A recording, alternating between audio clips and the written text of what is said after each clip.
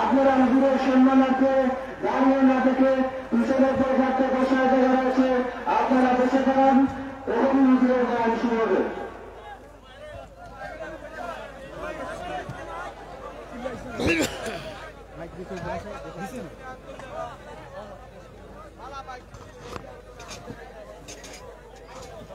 ভালো আছেন ইনশাআল্লাহ।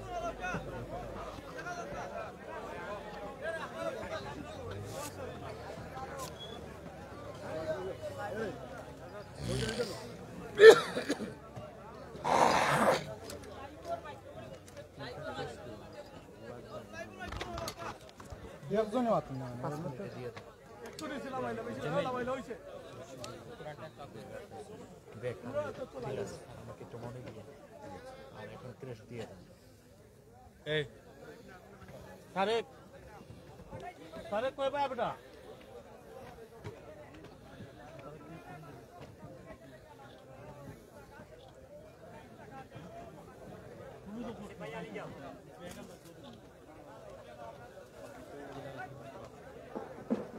আলহামদুলিল্লাহ আমরা আল্লাহ দরবারে শুকরিয়া জ্ঞাপন করি হুজুর আমাদের কাছে যে আসন গ্রহণ করেছেন, আমরা হুজুরকে মোবারকবাদ জ্ঞাপন করছি। আসলে এ ধরনের সুবিশাল মাহফিল বাস্তবায়ন করতে যাদের অবদান সবচেয়ে বেশি আমাদের প্রবাসী দাতা সদস্যবৃন্দ, ওনারা আমাদেরকে সর্বাত্মক সাহায্য সহযোগিতা প্রতি বৎসর করেন, এবারও করেছেন, আগামীতেও করবেন। বিশেষ করে আমাদের সৈয়দপুরা দারুসুন্নাহ ইসলামিক অনুষ্ঠানের প্রবাসী দাতা সদস্য এবং উপদেষ্টা মন্ডলীগণ দেশে এসেছেন, হুজুরের কাছ থেকে সম্মাননা গ্রহণ করার জন্য অনুরোধ করেছি।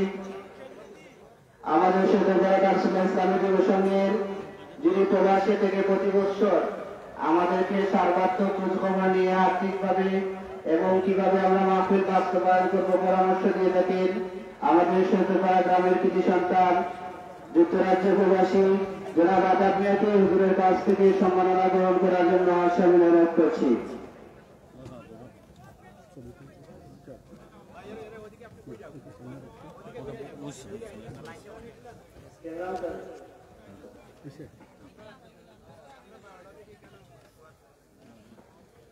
সম্মাননা গ্রহণ করার জন্য অনুরোধ করছি আমাদের সৈয়দপুরা দারুসুন্নাহ ইসলামিক অনুষ্ঠানের উপদেষ্টা মন্ডলীর অন্যতম সদস্য যুক্তরাজ্য প্রবাসী সদাওয়াতের চাচা জনাব মাহমুদ আলী সাহেবকে হুজুরের কাছ থেকে সম্মাননাকে গ্রহণ করার জন্য অনুরোধ করছি।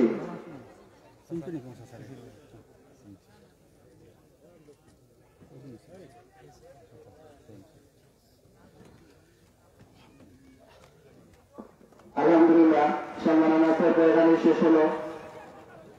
আমরা সবাই মহিলা না করে ধৈর্য সহকারে বসে করে পিছনে অনেক জায়গা খালি রয়েছে, স্বেচ্ছাসেবক যারা আছেন আপনারা সবাইকে পিছনে দিয়ে দেন। পিছনে অনেক জায়গা খালি আছে, স্বেচ্ছাসেবকের দায়িত্ব যারা আছেন আপনারা মেহমানদেরকে পিছনে দিয়ে দেন।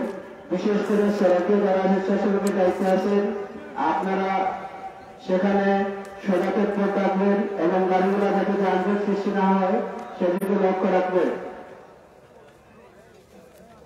সম্মানিত উপস্থিতি, এখন আপনাদের সম্মুখে গুরুত্বপূর্ণ নসিহত পেশ করবেন আন্তর্জাতিক খ্যাতি সম্পন্ন মুফাসসির কোরআন নাস্তিক মুতাব্বিদ আন্দোলনের উপদেষ্টা সালাহ বহু তকসু বিজেতা বিশিষ্ট মিডিয়া ব্যক্তিত্ব আওলাদ-ই আল্লামা মুফতি ডক্টর সৈয়দ এনায়েতুল্লাহ আব্বাসী ও সিদ্দিকী সাহেব, পীর সাহেব, জনপুর দরবার শরীফ তায়ানগঞ্জ, হুজুরকে ওনার মহামূল্যবান নসিহত পেশ করার জন্য দারুসুন্নাহ ইসলামিক অনুষ্ঠানের পক্ষ থেকে সবিনয় অনুরোধ করছি।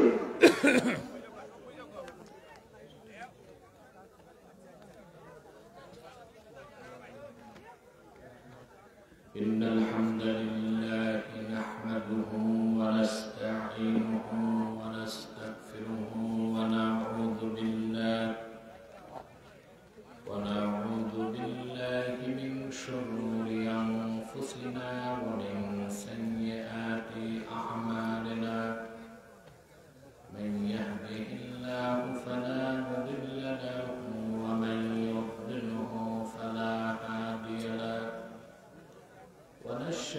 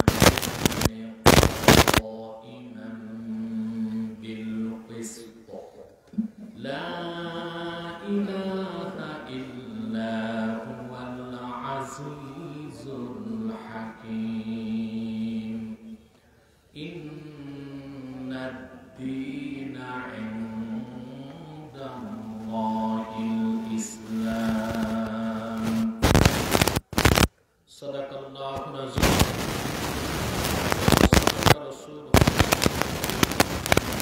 ونحن على ذلك من الشاهدين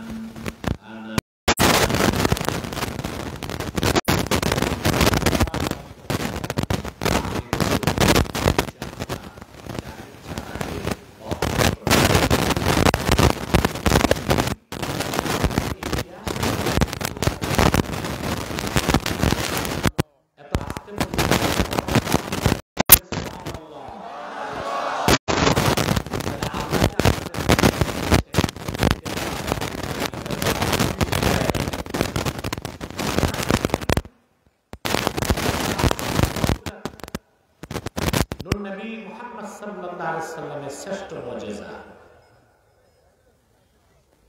মানুষ যখন কোরআনের প্রতিবেশী হয়, কোরআন অন্ধকার আলোর সঞ্চার করে, সংকীর্ণ হৃদয়কে উন্মুক্ত করে দেয়।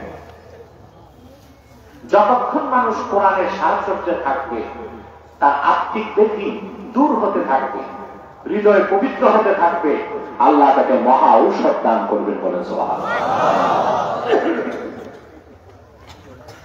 আল্লাহ রাব্বুল আলামিন বলেন, ওয়া নুনাজ্জিলু মিনাল কুরআনি মা হুয়া শিফাa'un ওয়া রাহমাতুন লিল মুমিনিন ওয়া লা ইয়াজিদুজ যালিমিনা ইল্লা খাসারা। আল্লাহ রাব্বুল আলামিন বলেন, মুহাম্মদ সাল্লাল্লাহু আলাইহি ওয়াসাল্লাম, আমি ধাপে ধাপে ক্রমে ক্রমে কোরআন নাযিল করি, শিফাউল লিল মুমিনিন, যা পৃথিবীর সমস্ত মুমিনদের জন্য আত্মার মহা ঔষধ, অন্তরের মহা ঔষধ। বলেন সুবহানাল্লাহ। ওয়ালা ইয়াজিদুজ যালিমিনা ইল্লা খাসারা। আর যারা জানে তাদের ক্ষতি চাই কোরআন বাড়ায় দেয়। আল্লাহ এটা বলেন নাই ওয়ালা ইয়াজিদুল জাহিলিন, এটা বলেন নাই, জালিমিন বলেছেন। জালিমকে চোখ থাকতে অন্ধ, কপালটা মন্দ। মহাসত্যকে চিনার পরে যারা গ্রহণ করতে চায় না, তারাই হচ্ছে সবচেয়ে বড় জালেম। আল্লাহ বলেছেন কোরআন তাদের ক্ষতি চাই বাড়ায় দেয়। সবার খুশি, এই যে আসতে পারলেন, বুঝতে পারলেন, তাদের খুশি না বেজা? বেশি না কম? আমরা খুশি, মাকলুকাত খুশি, কুল কায়নাত খুশি, সব খুশি, শুধু বেজা শয়তান। বেজার কে? শয়তানও বেজা, তার চেলা চামুন্ডারাও বেজা। শয়তানের সব চেষ্টা ব্যর্থ হয়েছে, এখন একটা বাকি আছে, আপনি যেন মুনাজাত করতে না পারেন। বলবেন কেন? আল্লাহর কোরআনের মাহফিলে ঘর থেকে বের হবার সঙ্গে সঙ্গে আল্লাহ রাব্বুল আলামিন আপনাকে প্রতি কদমে 10টি করে নেকি দিয়েছেন, প্রতি শ্বাসে 10টি নেকি পাচ্ছেন। তওবা ছাড়াই আল্লাহ পাক জীবনের সগীরা গুনাহগুলো মাফ করে দিয়েছেন। তওবা ছাড়া কবিরা গুনাহ কখনো মাফ হয় না, কিন্তু যখন আপনি মুনাজাতে হাত তুলবেন, সারা জীবনের গুনার কথা মনে করে আমার আল্লাহর কাছে আত্মসমর্পণ করে যদি 2 ফোঁটা চোখের পানি ছেড়ে দিতে পারে, কবিরা গুনাহগুলো আমার আল্লাহ রাব্বুল আলামিন ক্ষমা করে দিবেন। আমরা খুশি না বেজা? শয়তান এটা চায় না, আপনাকে ওয়াসওয়াসা দিবে। সেই কখন 12টায় আসছো, এখনো বসে আছো। আমরা নেক নিয়ত করি, মাইকে সাউন্ড করো, সাউন্ডটা ক্লিন হবে, কানে রাখবে না, ডবল হবে না, বুঝায়? আমরা নেক নিয়ত করে শয়তানের নাপাক গালে একটা থাপ্পড় দিতে চাই।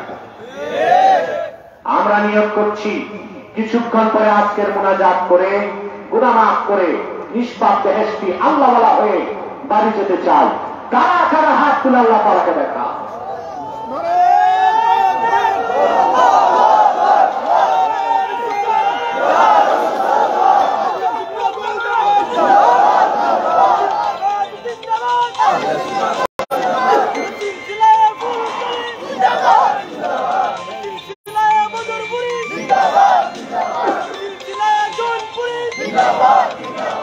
আল্লাহ কবুল করুন। এখন তো আগমন না, গমন। বছর আগে আগমন হয়েছে, আগমন তো হয়ে গেছে, এখন গমন হইতে হইতে সপ্তাহ হইল। আল্লাহ কবুল করুন, আল্লাহ মঞ্জুর করুন। প্রিয় ভাই সব, আসুন আমরা মূল আলোচনায় প্রবেশ করি। আমার সঙ্গে আপনারা তেলাওয়াত করবেন, যারা প্রত্যেকটা অক্ষরে নূর আল্লাহ তাআলা আমাদের সিনায় খুশ করে দেন। পারবেন না পড়তে? আউযু বিল্লাহি মিনাশ শাইতানির রাজীম। বিসমিল্লাহির রাহমানির রাহিম। শাহিদাল্লাহু আন্নাহু লা ইলাহা ইল্লাহু ওয়াল মালাইকাতু ওয়া উলুল ইলমি কাইমান বিল কিসত লা ইলাহা ইল্লা হুয়াল আজিজুল হাকীম। ইন্নাদ-দীনা ইনদাল্লাহিল ইসলাম। সাদাকাল্লাহুল আযীম। পড়েন সাদাকাল্লাহুল আযীম। রাসূলুন নবিয়্যুল কারীম ওয়া নাহনু আলা যালিকা মিনাশ শাহিদিন ওয়াশ শাকিরিন আলহামদুলিল্লাহি রাব্বিল আলামিন। আপনারা যারা দাঁড়িয়ে আছেন সম্ভব হলে বসেন। অনেকে বসতে পারবে না, জিন্সের প্যান্ট লাগাইছে, বসলে চিচেন পাক, বাকিরা বসে।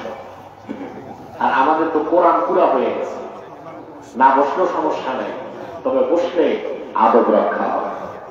আর যারা জায়গা পান নেই তারা দাঁড়িয়ে থাকে। প্রিয় ভাই সব, প্রিয় ভাই বন্ধুগণ, আল্লাহ তাআলা সূরা আলে ইমরান 18 নম্বর আয়াতে বলেন, শাহিদাল্লাহু আন্নাহু লা ইলাহা ইল্লা হু। আল্লাহ সাক্ষ্য দেন, আল্লাহ সাক্ষ্য দিয়েছেন নিশ্চয় আল্লাহ ছাড়া কোন মাবুদ নেই। সাক্ষ্য কার? আল্লাহ সাক্ষ্য দিচ্ছেন নিজে, নিজের পক্ষে। ওয়াল মালাইকা, সমস্ত ফেরেশতাগণ একথা সাক্ষ্য দিয়েছে আল্লাহ এক, আল্লাহ ছাড়া কোন মাবুদ নেই। ওয়া উলুল ইলমি কাইমান বিল কিসত, সমস্ত জ্ঞানবানগণ, জ্ঞানীগণ, বিশেষ করে নবীগণ একথা সাক্ষ্য দিয়েছেন আল্লাহ ছাড়া কোন মাবুদ নেই। আল্লাহ তাআলা তার সমস্ত কাজ অত্যন্ত ন্যায়পরায়ণতার সাথে, সমতার সাথে আঞ্জাম দিয়ে থাকে। লা ইলাহা ইল্লা হুয়াল আজিজুল হাকীম। আল্লাহ ছাড়া কোনো মাবুদ নেই, তিনি আজিজ। আজিজের বাংলা অর্থ হচ্ছে মহাপরাক্রমশালী, কিন্তু অর্থটা আংশিক ঠিক, পরিপূর্ণ না। পরিপূর্ণ অর্থ কি আমি বলবো ইনশাআল্লাহ। আল হাকিম আয়াতুল হিকমা, জ্ঞান এবং প্রজ্ঞার মালিক, বরং তিনি জ্ঞান ও প্রজ্ঞার স্রষ্টা। দ্বিতীয় অর্থ হচ্ছে হাকিম, তিনি আইনদাতা, তিনি ফায়সালাকারী। বলেন সুবহানাল্লাহ। ইন্নাদ-দীনা ইনদাল্লাহিল ইসলাম। নিশ্চয় আল্লাহর নিকট একমাত্র মাকবুল, গ্রহণযোগ্য, স্বীকৃত, গ্র্যান্টেড দিন, জীবন বিধান হচ্ছে ইসলাম। এই ঘোষণা কার? ইসলামকে সার্টিফাইড কে করেছে? এত আস্তে সর্বশক্তি দিয়ে বলেন, ইসলামকে আল্লাহর দিন সার্টিফাইড কে করছে? আল্লাহ নিজে। সুবহানাল্লাহ। এই আয়াতে শানে নুজুল তাফসীরের কিতাবগুলোতে এসেছে। আগে আপনাদেরকে শোনাচ্ছি উমদাতুল কারি শারহু সহিহুল বুখারীতে। কিতাবুল ঈমানে কোন একটা তার জামাতুল বাদ কায়েম করতে যে ইমাম বুখারী এই আয়াতের ব্যাখ্যায় হাদিস দিয়ে দিয়েছেন। আজ থেকে 1000 বছর আগে শাম দেশের দুই ইহুদি পণ্ডিত, শাম ছিলেন না? এখন তো মানচিত্রে শাম নামে দেশ নাই, মানচিত্রে না থাক, কোরআন হাদিসে শামের নাম আসছে, কিয়ামত তোকে এই নামটি মুছা সম্ভব না। এটা হচ্ছে সিরিয়া, ফিলিস্তিন, বুঝলেন, জর্ডান, লেবনান, এই পুরাটাকে বলা হয় শাম। কি বলা হয়? এটা রাজধানী হচ্ছে রোম। রাজধানী কি? শাম দেশ থেকে দুইজন ইহুদি পণ্ডিত 1000 বছর আগে মদিনাতুল মুনাওয়ারাতে পৌঁছল। মদিনাতুল মুনাওয়ারাতে পৌঁছে হাদিস শরীফে আসছে এভাবে, আতায়া হিব্রান মিন আহলি শাম মিনাল ইয়াহুদ ইলা মদিনাতুল মুনাওয়ারা فلما أبصر المدينة المنورة قال أحدهما لصاحبه هذه مدينة نبي آخر الزمان محمد صلى الله عليه وسلم. দুইজন ইহুদি পণ্ডিত, জানাতেন ইহুদি না, হিব্রান, ইহুদি ধর্মের হায়ার এডুকেটেড দার্শনিক মহাবীর, মদিনা মুনাওয়ারাতে এসেই একজন আরেকজনকে বলতেছে, তাওরাত কিতাবে আখির নবী মুহাম্মদ সাল্লাল্লাহু আলাইহি সাল্লামের নূরের শহর মদিনা শরীফের যত কথা আসছে সব তো মিলে গেছে, তাহলে আমরা মদিনা মুনাওয়ারাতে আছি, আমরা আখির নবী মুহাম্মদ সাল্লাল্লাহু আলাইহি সাল্লামের নূরের শহর মদিনা মুনাওয়ারাতে আছি। কথা বুঝতেছেন?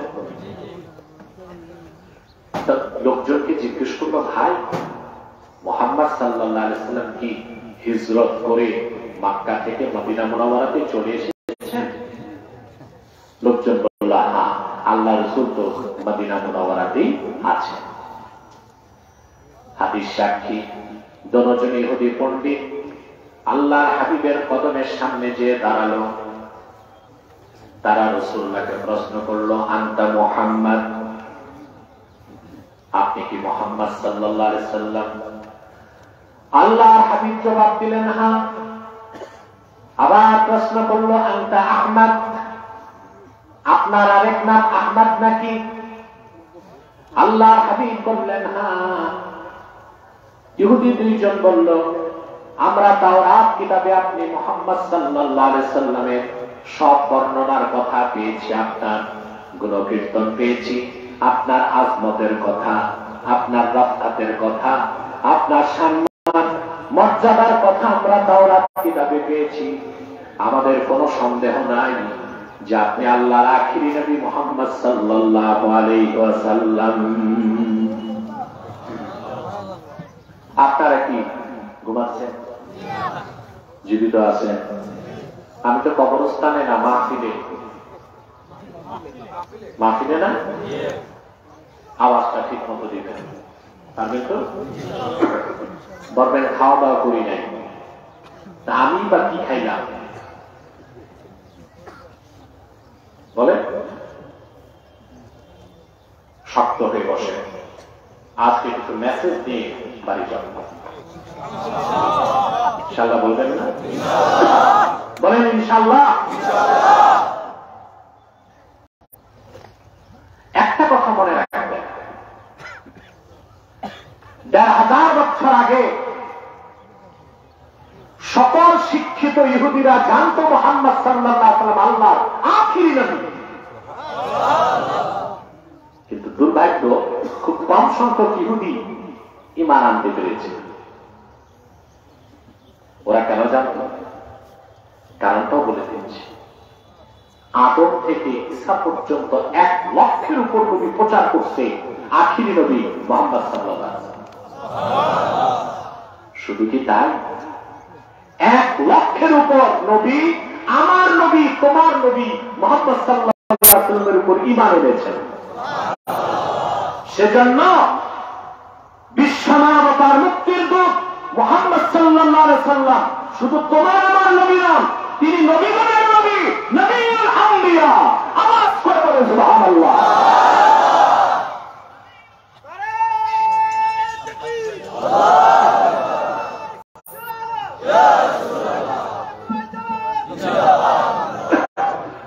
আজ আমার দেশে শুনি বড় বড় মৌলবী, ডিগ্রি আর সার্টিফিকেটের অভাব নাই, কিন্তু আজমতে রসুল সিনায় নাই।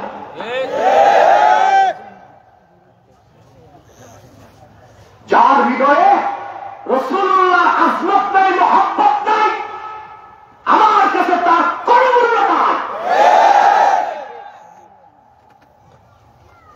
আবু জেহেলের তো কম এলেন ছিল না, ছিল না? আবু জেহেলের ও তো জ্ঞানী ছিল, কিন্তু রসুল্লাহ আজমত কি বুঝতে পারে? 1 লক্ষের উপর নবী আল্লাহ রসুলের উপর ঈমান আনছে। এটা কি আমার কথা? কোরআন শরীফের কথা। আল্লাহ রাব্বুল আলামিন সূরা আলে ইমরানে 81 নম্বর আয়াতে আল্লাহ নিজে বলেন, وَإِذْ أَخَذَ اللَّهُ مِيثَاقَ النَّبِيِّينَ لَمَا آتَيْتُكُم مِّن كِتَابٍ وَحِكْمَةٍ ثُمَّ جَاءَكُمْ رَسُولٌ مُصَدِّقٌ لِّمَا مَعَكُمْ لَتُؤْمِنُنَّ بِهِ وَلَتَنصُرُنَّهُ قال أأقررتم وأخذتم على ذلكم إصري قالوا أقررنا قال فاشهدوا وأنا معكم من الشاهدين আল্লাহ রাব্বুল আলামিন বলেন, স্মরণ করুন সেই সময়ের কথা আল্লাহ যখন নবীদের কাছ থেকে ওয়াদা নিয়েছেন। সুবহানাল্লাহ। ওয়াদা কি নিয়েছেন? নবীগণের কাছ থেকে আল্লাহ ওয়াদা নিয়েছেন, আমি তোমাদেরকে কিতাবের সাথে হিকমতের সাথে প্রেরণ করছি, তবে মনে রেখো যদি আমার রাসূল মুহাম্মদ সাল্লাল্লাহু আলাইহি সাল্লাম আগমন করেন তোমাদের উপর ফরজ হয়ে যাবে আমার নবী মুহাম্মদ সাল্লাল্লাহু আলাইহি সাল্লামের উপর তোমরা ঈমান আনবে এবং ওনাকে সাহায্য করবে। সুবহানাল্লাহ। ওয়াদা দেওয়ার পরে আল্লাহ জিজ্ঞেস করলেন, আআকরারতুম ওয়া আখাযতুম আলা যালিকুম ইসরি, আমি যে ওয়াদা নিলাম, দায়িত্ব দিলাম, তা গ্রহণ করছো? 1 লক্ষের উপর নবী অবনত মস্তকে বলল, আকরার না, আমরা গ্রহণ করলাম, তোমার হাবিবের উপর ঈমান আনলাম, ওয়াদা করলাম, সাহায্য করতে বলেন সুবহানাল্লাহ।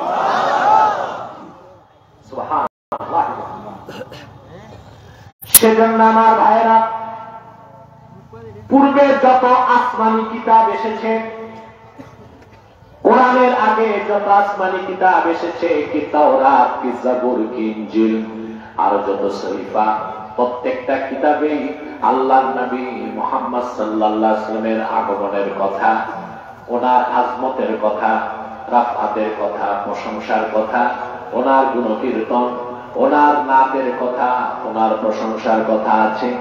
আর সেই পূর্বের আসমানি কিতাবের সবচেয়ে বেশি এলেম ছিল ইহুদিদের মধ্যে, সেজন্য তারা আমার নবী মুহাম্মদ সাল্লাল্লাহু আলাইহি ওয়াসাল্লামকে সবচেয়ে বেশি চিনতে পেরেছিল, কিন্তু ঈমান আনার সৌভাগ্য থেকে বঞ্চিত হয়েছিল। ঠিক কিনা? কি দুর্ভাগা ইহুদি জাতি। মদিনা মুনাওয়ারাতে প্রায় মসজিদ নববী থেকে 170 কিলোমিটার দূরে একটা জায়গা আছে, খায়বার। কি নাম? খায়বার। এই যে ডিস্টার্ব করো না, যে চুপচাপ থাকা, তোমরা ওদিকে কি দেখাও, ওখানে কি সবচেয়ে দিকে ওদিক কি দেখাও, মনোযোগ দিয়ে বসো।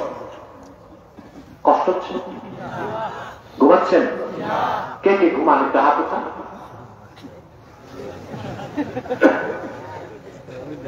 দু একজন পাওয়া গেছে। সাউন্ড বাড়বে, সাউন্ড টেনে দিচ্ছে সব। সাউন্ডটা খুলে দাও, আর আওয়াজটা খুলে যাবে, সফট হবে, ডবল হবে না। সম্মানিত সুধী, কথা খেয়াল করতেছেন না? মদিনা মুনাওয়ারা থেকে 170 কিলোমিটার দূরে খাইবার যুদ্ধের কথা শুনছেন না? আমার বড় শখ ছিল আমি খাইবার যাব। একবার হজের সময় আল্লাহ সুযোগ দিলেন। ফজর নামাজ পড়ে মসজিদ নববী সাল্লাল্লাহু আলাইহি ওয়াসাল্লাম থেকে রওনা হলাম। 170 কিলো যেতে আমার 1.5 ঘন্টা লাগছে মাত্র। আমার সঙ্গে যারা কেন তারা আমাকে বলল, হুজুর আপনি যেতে পারবেন না। কেন? বলে হজের সময় সেনাবাহিনীর চেকপোস্ট থাকে, চেকপোস্ট, তো হাজিদেরকে যেতে দেয় না। আমি বললাম কেন যেতে দেয় না? বলে হুজুর উপমহাদেশের হাজিরা তো পড়াশোনা কম, ওরা যে বুঝে না কিছু, 1000 বছর আগে ইহুদিদের বাড়ি ঘর এখনো আছে, না বুঝে ওগুলি চুমাচুমি করে, এই জন্য সেনাবাহিনী যেতে দেয়। আমি বললাম আমি সুযোগ পাব, আল্লাহর কি হুকুম সেদিন, আর চেকপোস্ট নাই।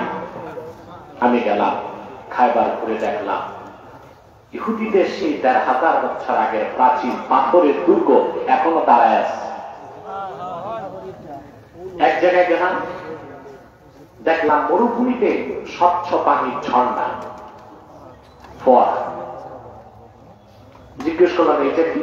লোকজন বলল এইরকম প্রচলিত আছে কথা, হযরত আলী যুদ্ধ চলাকালীন এখানে গোসায় এসে তরবারি দিয়ে আঘাত করেছিলেন। তরবারি তোলার পর ওখান থেকে পানি বের হওয়া শুরু হয়েছে, এখনো পানি বেরিয়ে চলছে।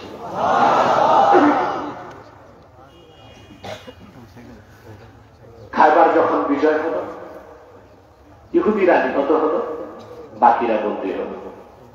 বন্দীদের মধ্যে একজন ছিলেন সম্ভ্রান্ত পরিবারের মেয়ে হযরত সাফিয়া রাদিয়াল্লাহু তাআলা। নাম শুনছেন না? আমাদের একজন আম্মা জান, সুবহানাল্লাহ, উনি বন্দী হলেন। তিনি আল্লাহর হাবিবের কাছে আবেদন করলেন, ইয়া রাসূলুল্লাহ, ইয়া হাবিবাল্লাহ, আমি হচ্ছি খাইবার ইহুদিদের নেতা হুয়াই বিন আখতাবের মেয়ে হযরত হারুন আলাইহিস সালামের বংশধর। আমি অন্য কারো কাছে যেতে চাই না, আমি আপনার কদমে জায়গা চাই। আল্লাহর হাবিব তাকে আজাদ করে দিলেন, তিনি মুসলমান হয়ে গেলেন, ঈমান আনলেন। আল্লাহর হাবিব তাকে বিয়ে করলেন, আল্লাহ তাকে উম্মত জননীর মর্যাদা দান করলেন। কাছে আসার পরে আল্লাহর হাবিব দেখলেন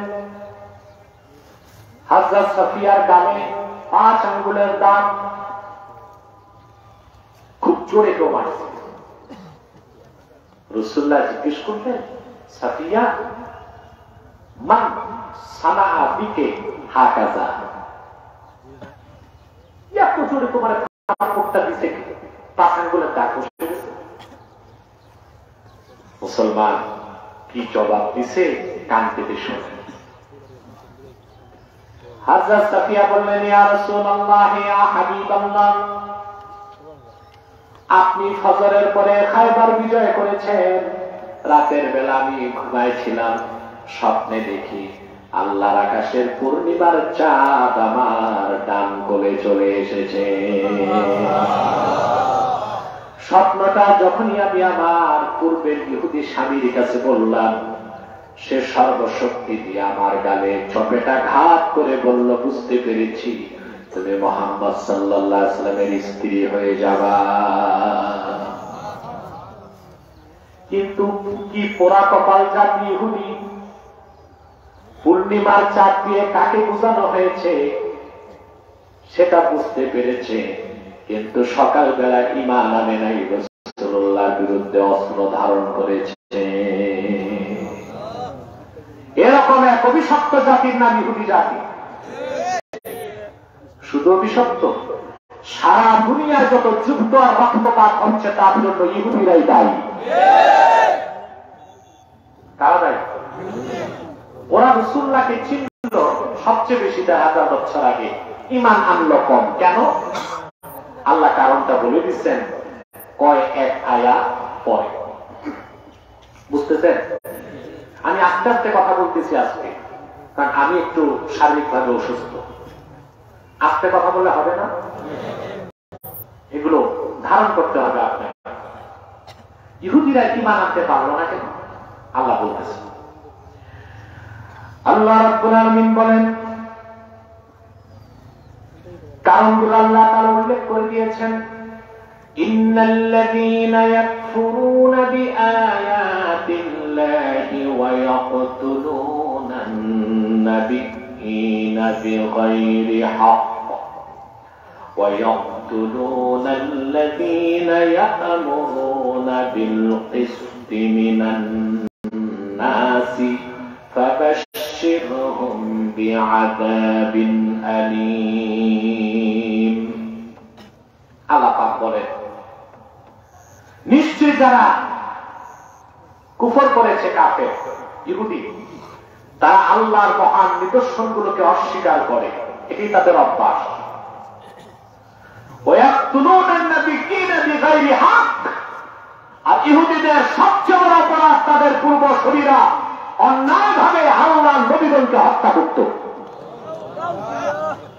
ওয়ায়াকতুলুনাল্লাযীনা ইয়া'মুরুনা বিল কিসতি মিনান নাস।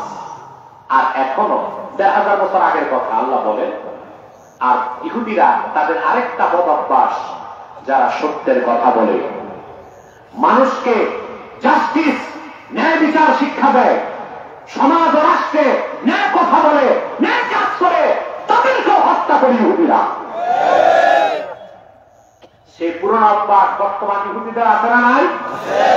যারা বলেন আছে না নাই? মিলিয়ন মিলিয়ন টাকার অস্ত্র কিনে তারা আমার নিরীহ ফিলিস্তিনি মুসলমানদেরকে হত্যা করছে পাখির মতো। বাইতুল মুকাদ্দাসে নামাজ পড়তে দেওয়া হয় না, বাইতুল মুকাদ্দাসকে নকশা পরিবর্তন করে হাইকালের সোনালি বানাতে চায়। ইহুদি অভিশপ্ত, ইহুদিদের অন্যতম অভিশাপের এগুলি হচ্ছে কারণ। ঠিক কিনা বলেন? তারপর আল্লাহ কি বলেন? أولئك الذين حبطت أعمالهم في الدنيا والآخرة وما لهم من ناصرين। আল্লাহ পাক বলেন, ইহুদিদের দুনিয়ার সব বন্ধ হয়ে গেছে, আখিরাতে সব বন্ধ হয়ে গেছে। তাদের দুনিয়া আখিরাতে সমস্ত অর্জন বরবাদ হয়ে গেছে। তারপর আল্লাহ বলেন, ইহুদিদের কোন সাহায্যকারী নাই। এই ক্ষেত্রে এসে নাস্তিক বা ব্লগার আমাকে প্রশ্ন করতে পারে, করে প্রশ্ন। আপনারা দেখেন না টকশোগুলো? দেখছেন না? বুদ্ধিজীবীগুলো বসছে, আলহামদুলিল্লাহ, কেউ আধা ঘন্টায় বোল্ট আউট, কেউ 1 ঘন্টায়, কেউ তো পালানোর জন্য 10টা পুস্তক। এক সময় তারা আস্ফালন করতে আলেমরা কিছু বুঝে না, এখন বুঝতে পেরেছে আলেমরাই সব বুঝে, ওরাই কিছু বুঝে না। সবগুলো বুদ্ধিজীবীরা টোকা দিয়ে দেখছি, মাথায় মাল নাই, খালি ডিব্বা খালি,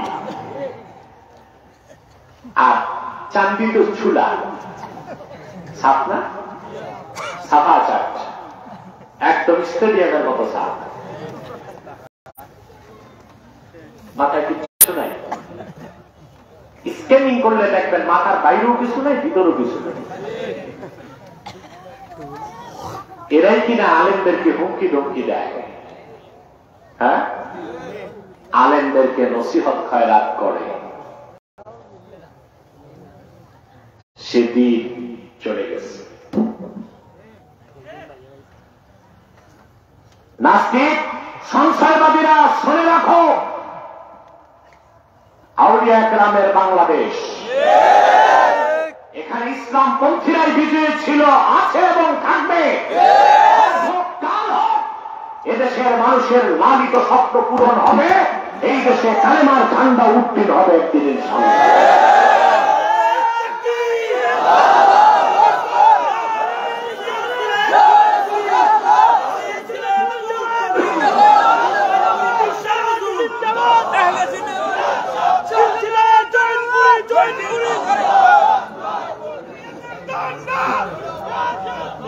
আপনারা দেখেছেন আলেমদেরকে দুর্নীতিবাজ বানাইতে একটা কোন কমিশন করছিল, দেখছই কথা বল। তারপর কি হলো দেখছেন, এক ডিবেটে কয়েক কোটি টাকা খরচ করে কমিশন বানাইছে। কি কমিশন? আলেমরা নাকি দুর্নীতি করে, আলেমরা নাকি দেশের টাকা বাইরে পাচার করে। তারপর দেখছেন অবস্থা, আলহামদুলিল্লাহ মুহাম্মদ সাল্লাল্লাহু আলাইহি ওয়াসাল্লামের এই গোলামের কাছে পরাজিত হয়েছে তারা, এবং গণকমিশন গণমিথ্যা কমিশনে পরিণত হয়েছে। আমি উদাত্ত কণ্ঠে বলছি, এদেশের কোন আলেম দুর্নীতিবাজ নয়, দেশের একটি টাকা বিদেশে পাচার করে নাই। তোমরাই যারা রাজনীতির নামে ভণ্ডামি করো, দুর্নীতি করো, মেহনতি জনতার রক্ত পানি করা ধানের পয়সা তোমরাই বিদেশে পাচার করো। আমার দেশের আলেমরা দেশের টাকা বিদেশে পাচার করে না, বিদেশ থেকে টাকা এনে দুঃস্থ অসহায় গরিব মানুষের কাছে বন্টন করে না।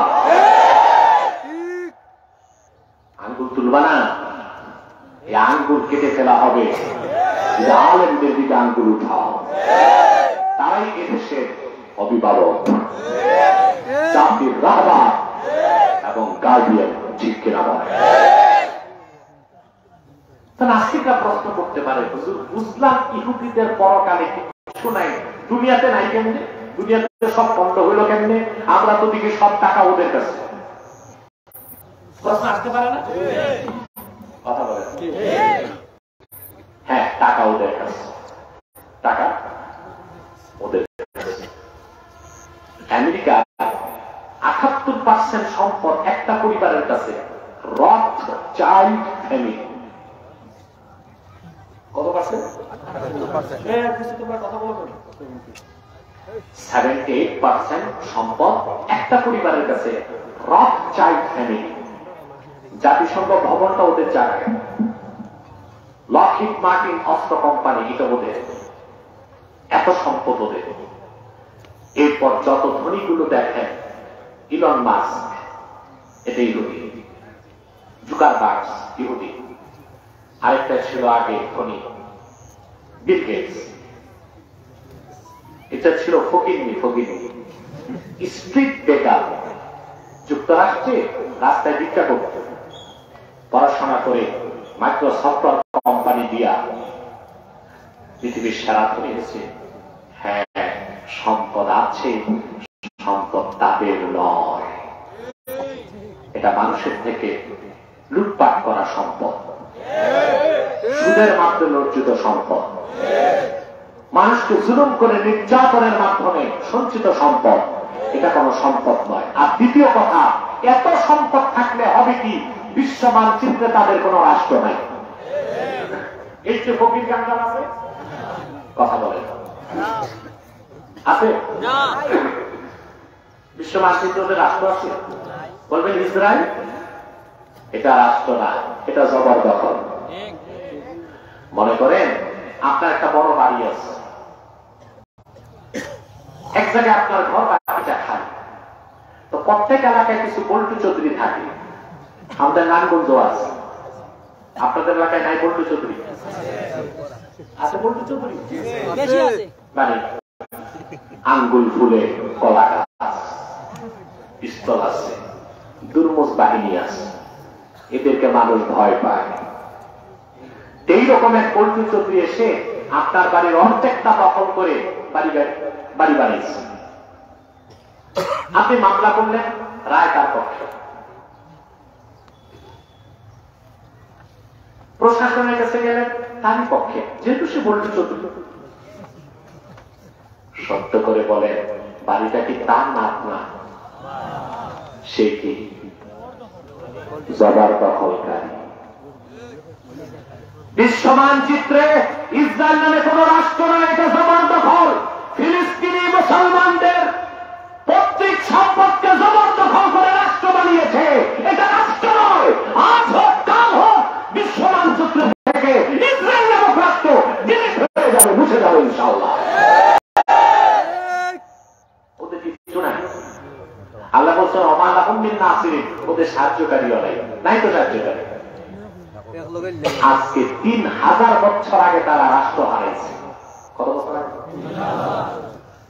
3000 বছর পার হয়েছে, ওদের রাষ্ট্র নাই। ওরা পরজীবী, ওরা উপজীবী, ওরা অনেকটা ভাইরাস। তারপর যুগে যুগে ওদের পক্ষে কেউ থাকে না, দেখায় পক্ষে পিছন দিক থেকে ছুরি ভোকে দেয়। বাকিটা করছে হিটলার, কে 70 লাখ ইহুদিকে সাইজ করছে। হিটলারের আত্মজীবনী পড়েছি, সে বলেছে কিছু ইহুদি রেখে গেছি, পরবর্তীদের জবাব দিতে কেন এত ইহুদি মারলাম। সত্যই হিটলার সত্য বলছে।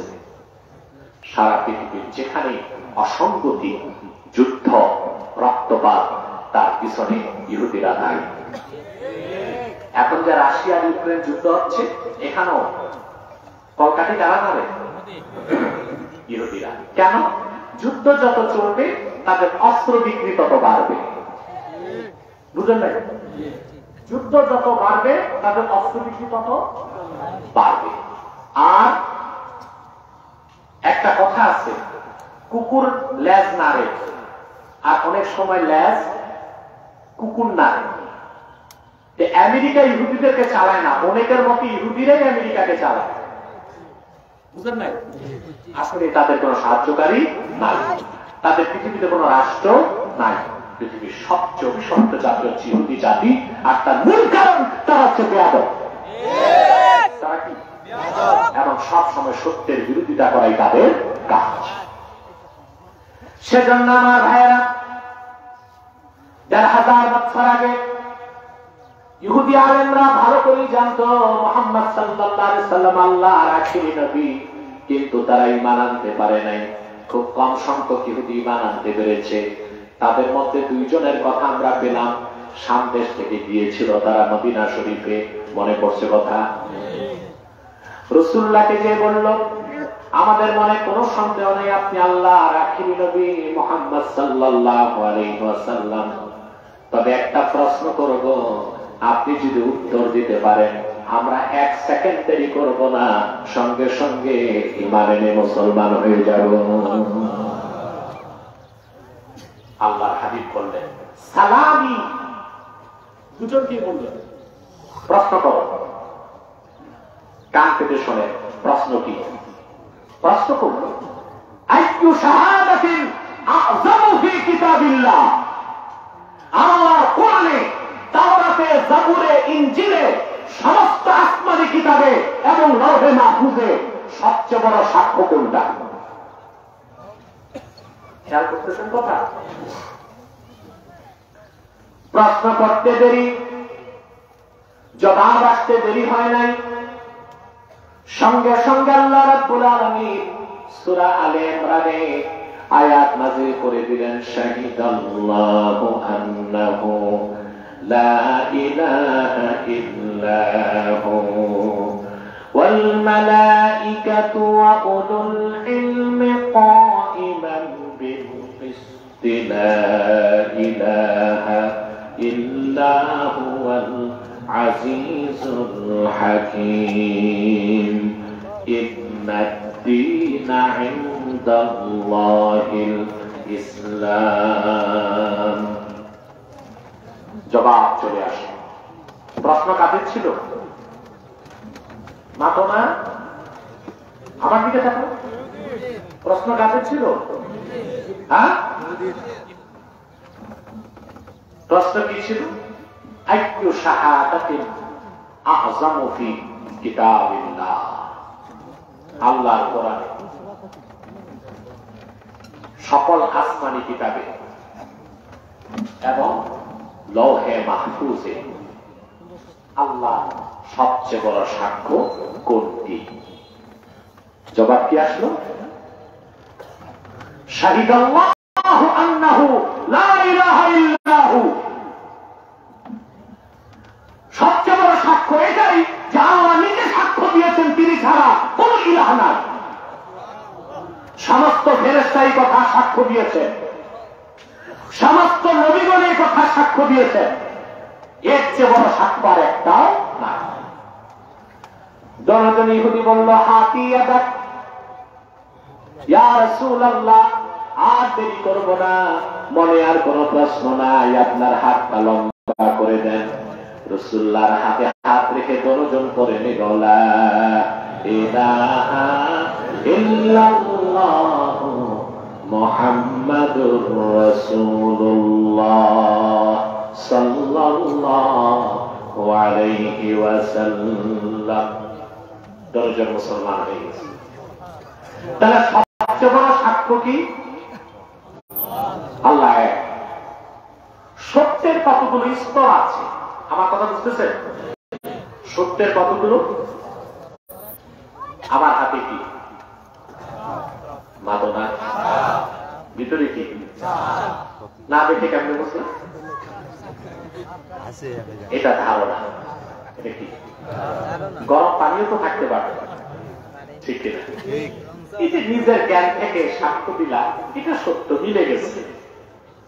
আমি কি করছি? পান করছি। এখন পুরি ফুটি বলে চা খাচ্ছেন, এটা সত্য হলো না মিথ্যা? এক দৃষ্টি তো সত্য, ওনার উদ্দেশ্য তো ভালো, কিন্তু ওনার কথাটা বাস্তবতার বিপক্ষে চলে গেছে। চা খাওয়ার জিনিস না, পান করার জিনিস। তাহলে কথাটা সত্য, অকেক্ত সত্য না। সূর্য পূর্ব দিকে উঠে পশ্চিমে ডুবে, এটা কিরকম সত্য? ইউনিভার্সাল ট্রুথ, ধ্রুব সত্য। প্রতিদিন পূর্ব দিকে উঠে পশ্চিমে ডুবে। কিন্তু এই সত্যের একদিন ব্যত্যয় ঘটবে। কিয়ামতের 160 বছর আগে সূর্য পশ্চিমে উঠবে, তখন এই সত্যতার ব্যতিক্রম ঘটবে কিনা? মনে রেখো, সত্য, তার উপরে ধ্রুব সত্য, সবার উপরে মহাসত্য, যার কোন ব্যত্যয় নাই, যার কোন ব্যতিক্রম নাই। আল্লাহ এক, আর মুহাম্মদ সাল্লাল্লাহু আলাইহি সাল্লাম আল্লাহ সর্বশ্রেষ্ঠ, সর্বশেষ নবী ও রাসূল। এটা মহাসত্যের মানদণ্ডে উত্তীর্ণ, এই কথার কোন ব্যতিক্রম হবে না। এর চেয়ে সত্য কোন কথা নাই। তার প্রথমটি কি? লা ইলাহা ইল্লাল্লাহ, আল্লাহ এক, আল্লাহর একত্বে কারো শরীক নাই। নাস্তিকদের বুঝার স্বার্থে একটা কথা বলি, স্রষ্টা আল্লাহ ছিলেন, আছেন, থাকবেন। তিনি যে আছেন এটার জন্য কোনো প্রমাণ দরকার নেই, তবে তিনি যে এক এটার জন্য প্রমাণ দরকার। তার সবচেয়ে বড় প্রমাণ কে বলতে হবে? বড় প্রমাণ স্রষ্টা যে আছেন এর জন্য প্রমাণ লাগবে। তুমি সৃষ্টি বড় প্রমাণ যে তোমার একজন স্রষ্টা আছে। যেটা ঠিক মতো হইল না। আপনারা দর্শনের কথা শুনেছেন? ফিলোসফি শুনছেন না? একটা বিজ্ঞান, একটা দর্শন, ঠিক কিনা? একটা বিজ্ঞান আর একটা বিজ্ঞান আর দর্শনে পার্থক্য কি? বিজ্ঞানের সবচেয়ে সত্য মত নিয়ে কাজ করে দর্শন। এখানে দর্শনের ছাত্র আছে মনে হয়, তবে কেন যেন আমার দেশে যারা দর্শন করে ওরা নাস্তিক হয়। আমি দেখেছি যারা 2 পাতা বিজ্ঞান আর দর্শন পড়ে তারাই নাস্তিক হয়, আর যারা পুরা বিজ্ঞান পুরা দর্শন করে মহান আল্লাহর সামনে তাদের মস্তক নত হয়ে যায়। বসেন, সব বসেন। দর্শনের সবচেয়ে একেবারে আপনি বলতে পারেন most authentic theory of philosophy, দর্শনের সবচেয়ে অথেন্টিক সূত্রটা বলে দিচ্ছি। আপনি যেটা ঢাকা বিশ্ববিদ্যালয়ে পড়ানো হয়, দ্য প্রবলেমস অফ ফিলোসফি, দর্শনের সমস্যাগুলি, এটা মাস্টার্সে পড়ানো হয়। কিসে পড়ানো হয়? তবে আপনারা জানেন বিশ্ববিদ্যালয়ের নির্ধারিত বই থাকে না, অ্যাপ্রুভ বইগুলো থাকে। আমি যে বইটার নাম বলছি দর্শনের দ্য প্রবলেমস অফ ফিলোসফি, আপনি আমার কথা শুনতে পাচ্ছেন? বিজ্ঞান দর্শনের সব কথা বলবো না, গ্রাম দেশের মানুষ বুঝবে না, বলবে হুজুর মধ্যে মাথা নষ্ট হয়ে গেছে। যতটুকু বুঝবেন ততটুকু বলছি। ঢাকা বিশ্ববিদ্যালয়ে পড়ানো হয় প্রবলেমস অফ ফিলোসফি, তার 2-3 পৃষ্ঠা উল্টালি দেখবেন সবচেয়ে অথেন্টিক স্টেটমেন্ট অফ ফিলোসফি পাবেন। নাস্তিকদের বলছি কান পেতে সরে নাও। সেখানে লেখা আছে পৃথিবীর প্রাচীন কাল থেকে গ্রিক দর্শন, বর্তমান দর্শন, সব দর্শন এক জায়গায় করলে সবচেয়ে যে মতবাদটি প্রতিষ্ঠিত শব্দ তা হচ্ছে, ব্রিটেনের এক দার্শনিক বলেছে আমি কিছুই বিশ্বাস করি না।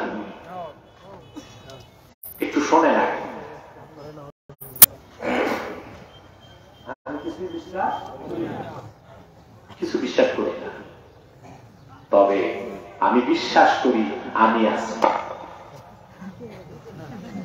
বিশ্বাস করি আপনি যে আছেন, ভাববেন না নিজের প্রতি, এটা প্রমাণ লাগবে না আপনি আছেন।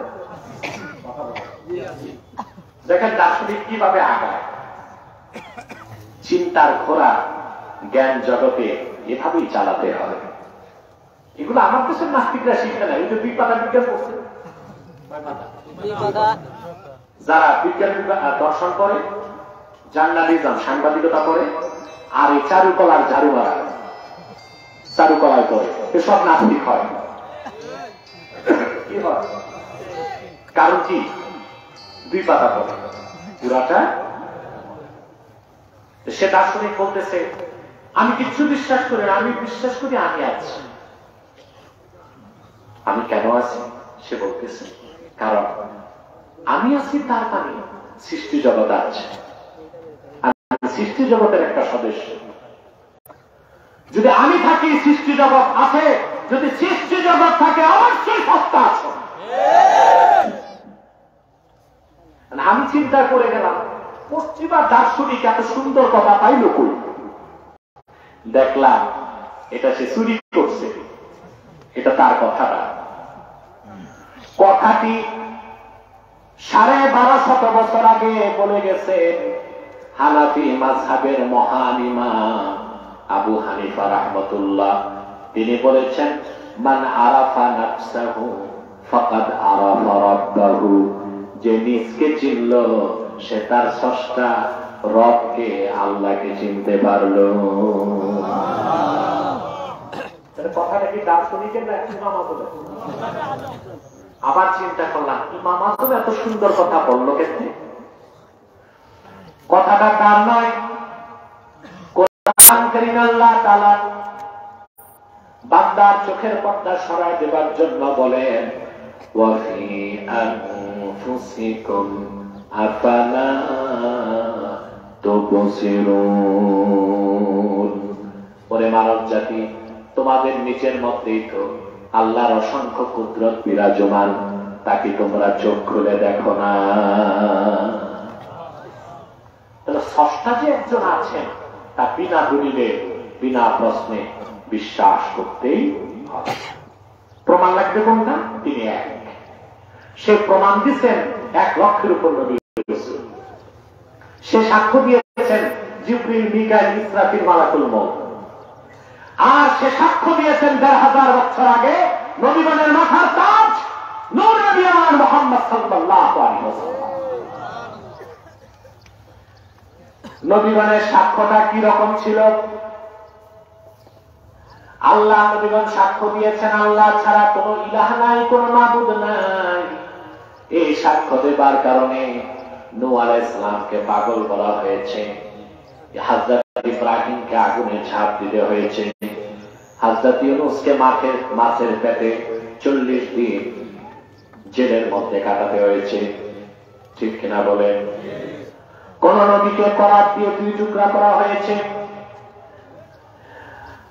হযরত ঈসাকে ক্রুশবিদ্ধ করার চেষ্টা করা হয়েছে, পারে নাই ইহুদিরা।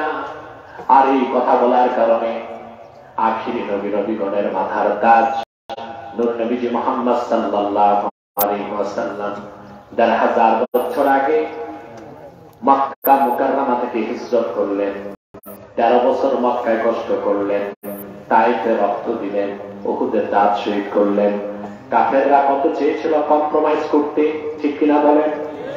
কাফেরদের পক্ষ থেকে বলা হয়েছে মুহাম্মদ সাল্লাল্লাহু আলাইহি ওয়াসাল্লাম যদি লা ইলাহা ইল্লাল্লাহ আল্লাহর তাওহীদের দাওয়াত বাদ দিয়ে দেন, উনি যদি নেতৃত্ব চান আরবের নেতৃত্ব ওনার হাতে তুলে দেওয়া হবে।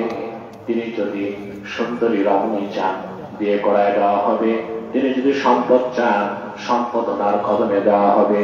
আমার নূর নবী এক কথায় জবাব দিয়েছেন, লাউ আন্না কুরাইশান ওয়াদাআতিশ শামসা আলা ইয়ামিনি ওয়াল কামারা আলা ইয়াসারি, কুরাইশরা যদি আমার ডান হাতে সূর্যটা তুলে দেয়, বাম হাতে চাঁদ তুলে দেয়, তারপর আমি লা ইলাহা ইল্লাল্লাহ দাওয়াত বন্ধ করব না। তাহলে আল্লাহ ছাড়া কোনো মাবুদ নাই, এর চেয়ে বড় সাক্ষ্য আছে? আল্লাহ বলেছেন আযামু শাহাদা ফি কিতাবিল্লাহ। কারণ আল্লাহ ছাড়া কোনো মাবুদ নাই, আল্লাহ নিজে সাক্ষ্য দিচ্ছেন, লাখের উপর নবী সাক্ষ্য দিচ্ছেন, সব ফেরেশতারা সাক্ষ্য দিচ্ছেন, আখির নবী নবীদের নবী মুহাম্মদ সাল্লাল্লাহু আলাইহি ওয়াসাল্লাম 23 বছর এই কথা সাক্ষ্য দিয়েছেন। এর চেয়ে সত্য, মহা সত্য, চির সত্য আর কোন কথা হতে পারে না। এবার একটা সূক্ষ্ম কথা বলি, শুনতেছেন? কান খোলা কথা বলেন। তোমরা যে মাতো কাটো না, একটু মারতে হয় না? জি হয়, জি না জি হয়, কোনটা? একটু একটু শিখতেছি, আপনি শুনতেও মজা লাগে। প্রথম প্রথম তো বুঝতাম না, মানুষ আসলে বলতো হুজুর আইয়া, এর মানে মানে সম্মানিত সুধী, 1 লক্ষের উপর নবী আল্লাহ সাক্ষ্য দিচ্ছেন, গবেষণা করে না, কল্পনা করে না, আল্লাহর কথা নিজ কানে শুনে। সুবহানাল্লাহ। 1 লক্ষের উপর নবী আমার আল্লাহর তাওহীদের একত্রে সাক্ষ্য দিয়েছেন, গবেষণা করে না, কিতাব পড়ে না, আল্লাহর কথা নিজ কানে শুনে। সবচেয়ে মজার কথা, আর আখিরি নবী নূর নবীজি মুহাম্মদ সাল্লাল্লাহু আলাইহি সাল্লাম আল্লাহর একত্রে সাক্ষ্য দিয়েছেন, আল্লাহর কথা কানেও শুনেছেন, চোখেও আমার আল্লাহকে দেখেছেন। কানে শুনে সাক্ষ্য আছে, দেখে সাক্ষ্য পার্থক্য আছে? কথা বলেন, আছে? 1 লক্ষের উপর নবী সাক্ষ্য দিচ্ছেন, আল্লাহ আল্লাহর কথা কানে শুনেছেন। আর নূর নবী সাল্লাল্লাহু আলাইহি সাল্লাম 1000 বছর আগে সাক্ষ্য দিচ্ছেন, আল্লাহর কথা কানেও শুনেছেন, আল্লাহকে চোখেও দেখেছেন। সুবহানাল্লাহ বলবেন। এটা বিশ্বাস করেন? রাসূলুল্লাহ আল্লাহকে চোখে দেখছেন মেরাজের রাতে। বাংলাদেশে কিছু পল্টু মৌলবী আছে যেগুলোর আমি বিচি বলি, বিচি। ওরা আবার বিচি ভুল বুঝছে, বিচি মানে বীজ, মানে মাত্র গজাইতেছে, পরিপক্কতার জন্য টাইম লাগবে, এই জন্য বিচি বলছে। ওরা আবার অন্য অর্থ দিচ্ছে। কারণ একটা কথা আছে, যার মনে যা লাভ দিয়ে উঠে না। আমি বললাম একটা, বুঝলো আরেকটা। মেরাজের মাস আসলেই দেখবেন এই বিভিন্ন টিভি চ্যানেলে আর ফতুয়াবাজি শুরু হয়, রাসূলুল্লাহ মেরাজে গেছেন তবে আল্লাহকে দেখেন নাই। 2-1টা কিতাব থেকে দলিল দেয়। ফতুয়ার উসুল জানে না, 2-1টা কিতাব থেকে দলিল হয় না, দলিল হয় রাজিহ, গ্রহণযোগ্য মতে। উসুলে একটাতে লেখা আছে আল ফাতওয়া আলা কওলি গায়রুর রাজিহ হারাম। রাজিহ কোন নয়, মারজু গ্রহণযোগ্য মত নয়, দুই একটা কিতাবে থাকলেও তা দিয়ে ফতোয়া দেওয়া হারাম। গ্রহণযোগ্য মত কি? মোল্লা আলী কারির মত, ইমাম নববীর মত, পৃথিবীর বিখ্যাত মুহাদ্দিসদের মত, সবার মতকে আমি এক কথায় বলে দিচ্ছি। ওয়াল হাসিলু আন্নার রাজিহা আন্না মুহাম্মাদান সাল্লাল্লাহু আলাইহি ওয়াসাল্লাম রাআ রাব্বাহু লাইলাতাল মিহরাজ বিআইনাই রাসিহি। সবচেয়ে গ্রহণযোগ্য মত এটাই, আজ থেকে ১৫০০ বছর আগে আখিরি নবী নবীগণের মাথার তাজ আমার নূর নবীজি মুহাম্মদ সাল্লাল্লাহু আলাইহি ওয়াসাল্লাম ধুলক পুলক ছাড়িয়ে আমার নূর নবীজি মুহাম্মদ সাল্লাল্লাহু আলাইহি ওয়াসাল্লাম ধুলক পুলক ছাড়িয়ে ৭ আকাশ পেরিয়ে সিদরাতুল মুনতাহার উপরে লা মাকান ও লা জামানের উপরে ৭০,০০০ নূরের পর্দা পার হয়ে আমার আল্লাহর আরশে আজিমে যে কপালে ২ চোখ দিয়ে আমার আল্লাহকে দেখেছে। পূর্বের নবীরা আল্লাহর কথা কানে শুনতেন, আমার রাসূল মেরাজের রাতে চোখেও দেখছে। তাহলে আল্লাহর একত্বের পক্ষে ১ লক্ষের উপর নবীর সাক্ষ্যের যে ওজন, রাসূলুল্লাহ সাক্ষ্যের ওজন তার চেয়েও বেশি। সুবহানাল্লাহ। আল্লামা বদরুদ্দীন আইনি লেখেন, পূর্বের নবী উলুল আযম পয়গম্বর কারো কাছে জিবরিল এসেছেন ৩০ বার, কারো কাছে ১০ বার, মুসা নবীর কাছে ৪০০ বার, ঈসা নবীর কাছে কয়েকশো বার, আর আমার নূর নবীর কদমে জিবরিল এসেছেন ১৫০০ বছর আগে ২৪,০০০ বার। রাসূলুল্লাহ আল্লাহর কথা কানেও শুনেছেন, আল্লাহকে চোখেও দেখেছেন। সেজন্য আল্লাহ বলেন আল্লাহ এক, এ কথা সাক্ষ্য দিয়েছেন আল্লাহ নিজে, সাক্ষ্য দিয়েছেন ফেরেশতাগণ, সাক্ষ্য দিয়েছেন লাখের উপর নবী রাসূলগণ, সাক্ষ্য দিয়েছেন আখিরি নবী মুহাম্মদ সাল্লাল্লাহু আলাইহি সাল্লাম। সাক্ষ্যটা হলো লা ইলাহা ইল্লাল্লাহ। আমরা আল্লাহ তাওহীদকে বিশ্বাস করব, কথা বলেন আল্লাহ এক, আল্লাহ ছাড়া কোনো মাবুদ নাই। তারপর আল্লাহ তাআলা বলেন লা ইলাহা ইল্লা হুয়াল আজিজুল হাকীম। আল্লাহ তার ২টা সিফত উল্লেখ করছেন। কয়টা? একটা হচ্ছে আজিজ আর একটা হচ্ছে হাকীম। একটা হচ্ছে আজিজ আর একটা কি? প্রায় ১ ঘন্টা ২০ মিনিট সময় পার হয়ে গেছে। আমি আর ১৫ মিনিট কষ্ট দিব, আপনাদের কষ্ট হবে না তো? কথা বলেন। আমরা একসাথে মুনাজাত করে গুনাহ মাফ করে যাব, পারবো না? শয়তান ওয়াসওয়াসা দিতে পারবে না তো? কে কে আছেন হাত তুলে দেখান, হাত লম্বা করেন, লম্বা করেন।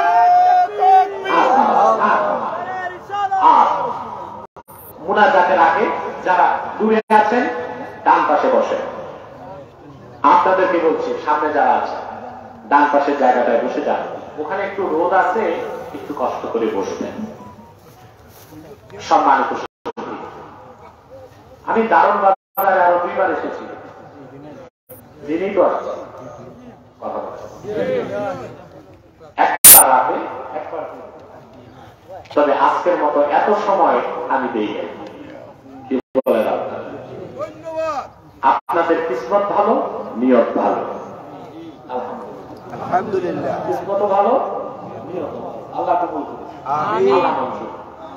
আমার শত চেষ্টা থাকে জনগণকে খুশি করা।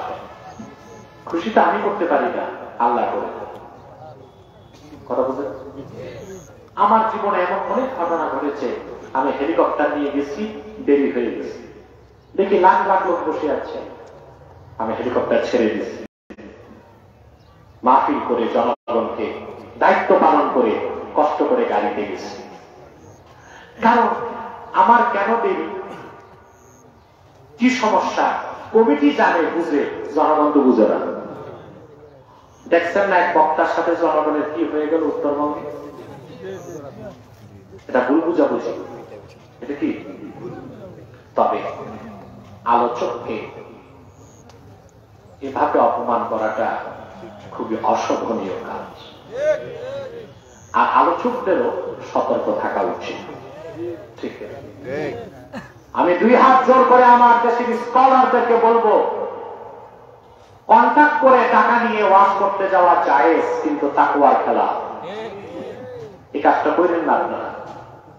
যদি না চান, টাকাও পাবেন, সম্মানও পাবেন, জনগণের ভালোবাসাও পাবেন। আর যদি কসাই হয়ে জবাই দেন কমিটি, টাকাই কামাই করতে পারেন, দোয়াও পাবেন না, এই জনতার ভালোবাসাও পাবেন না। কিন্তু কন্ট্যাক্টের বক্তাগুলো কি করছে 70 বছরে 50 বছরে দেখছি আমি, 2-4টা বাড়ি, 3-4টা বিয়ে, 2-4টা বাড়ি, আর কিছু করতে পারে না। এরা মোমবাতির মতো, মোমবাতি সবাইকে আলো দেয়, নিজে জ্বলে শেষ। এই কন্ট্যাক্টের বক্তাগুলো দ্বারা উপকার হচ্ছে, তারা দিনের কথা বলে, জনগণ উপকৃত হচ্ছে, নিজের উপকার হচ্ছে না, সে জ্বলে কথা বলে। আর এতে সুযোগ নেয় নাস্তিকরা। মাহফিলে লাখ লাখ লোক হয়, কোন চ্যানেল তা দেখায় না, কিন্তু বক্তার সাথে শ্রোতার কি হইল একটু গুটাগুটি, এটা সব চ্যানেল দেখায়। আপনারা দেখেন নাই? চ্যানেলগুলো তো অপেক্ষাতেই থাকে ইসলামপন্থীদের দুর্বলতা কিভাবে খোঁজা যায়। এই জন্য কোন চ্যানেলের উপর জনগণের বিশ্বাস নাই, সবাই জানে এগুলো দালাল।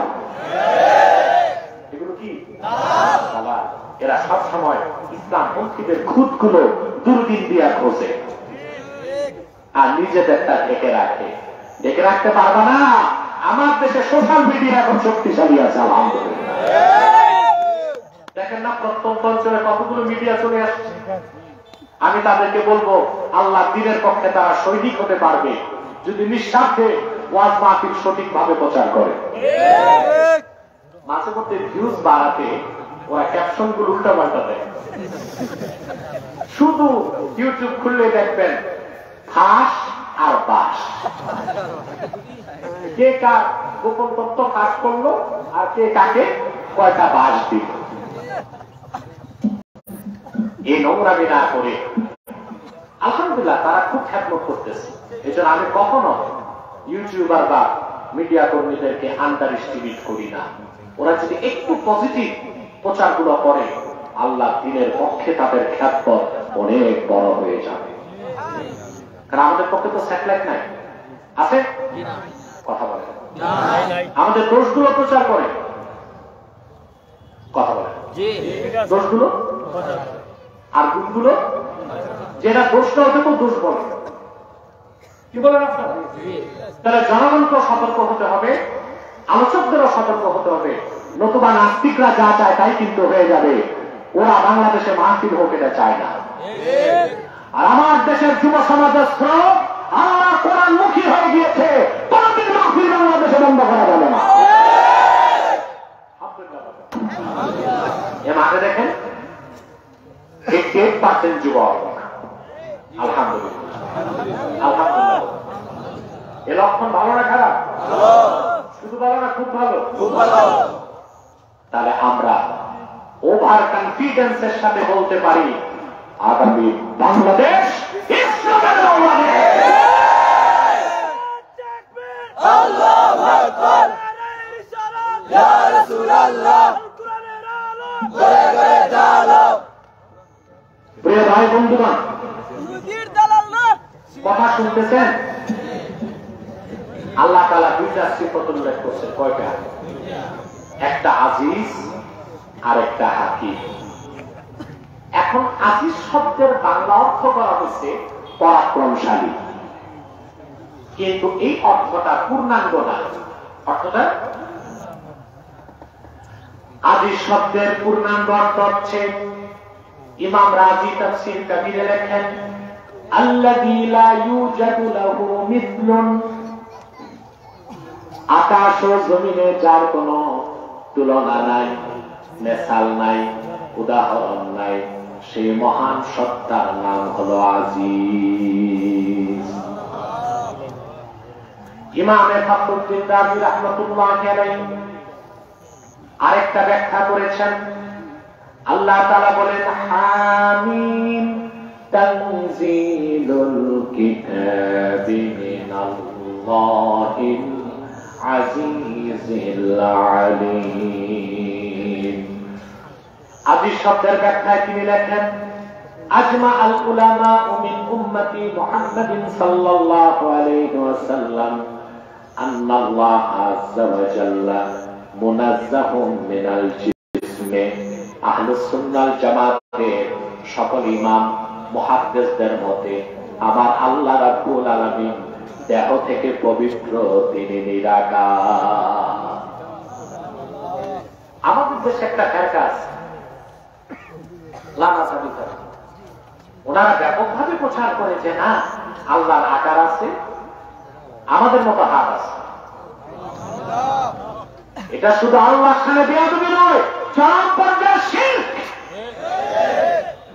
সকল আকারের স্রষ্টা আমার আল্লাহ নিরাকার, দেহ থেকে পবিত্র, কারণ সকল আকারের স্রষ্টা আমার আল্লাহ নিরাকার, কারণ তিনি আজিজ। আজিজ মানে হচ্ছে যিনি দেহ থেকে পবিত্র। বলেন সুবহানাল্লাহ। এখন আল্লাহ তো নিজেই কোরআনে বলছেন, ইয়াতুল্লাহি ফাওকা আইদিহিম, তাদের হাতের উপর আল্লাহর হাত। তো হাত যেহেতু আছে, আকার তো থাকতেই হয়। আচ্ছা বলেন তো ভাই, সব হাতের অর্থ কি 5 আঙ্গুলের হাত? কথা বলেন।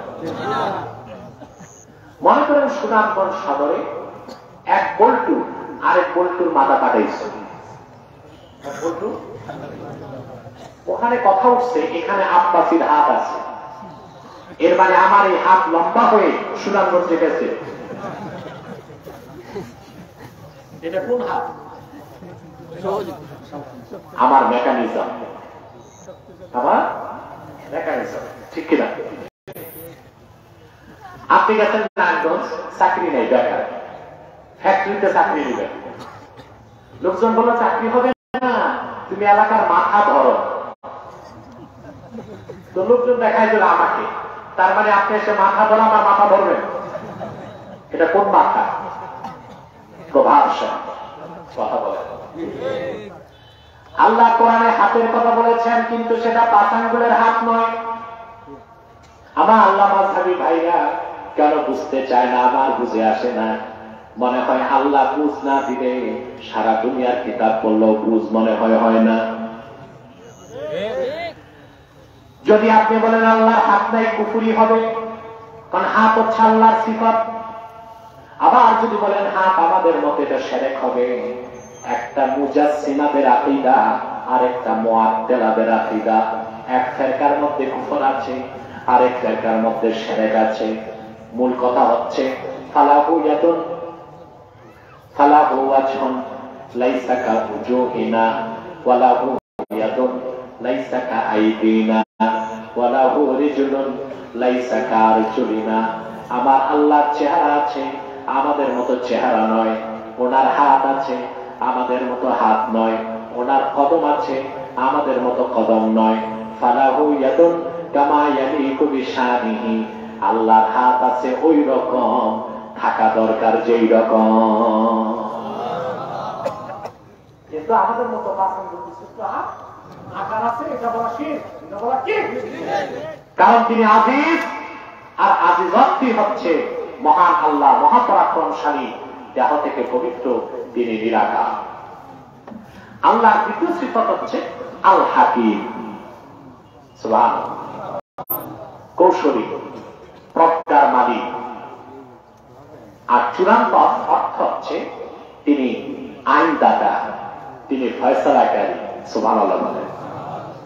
বিধান দেবার মালিক কে? সর্বশক্তি দিয়ে বলেন, বিধান দেবার মালিক কে?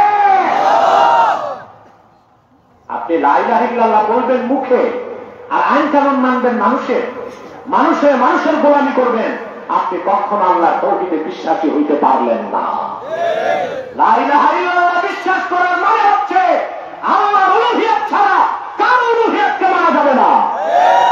আল্লাহকে বিশ্বাস করতে হবে বিধানদাতা হিসেবে, আইনদাতা হিসেবে, হুকুম মানতে হবে কার?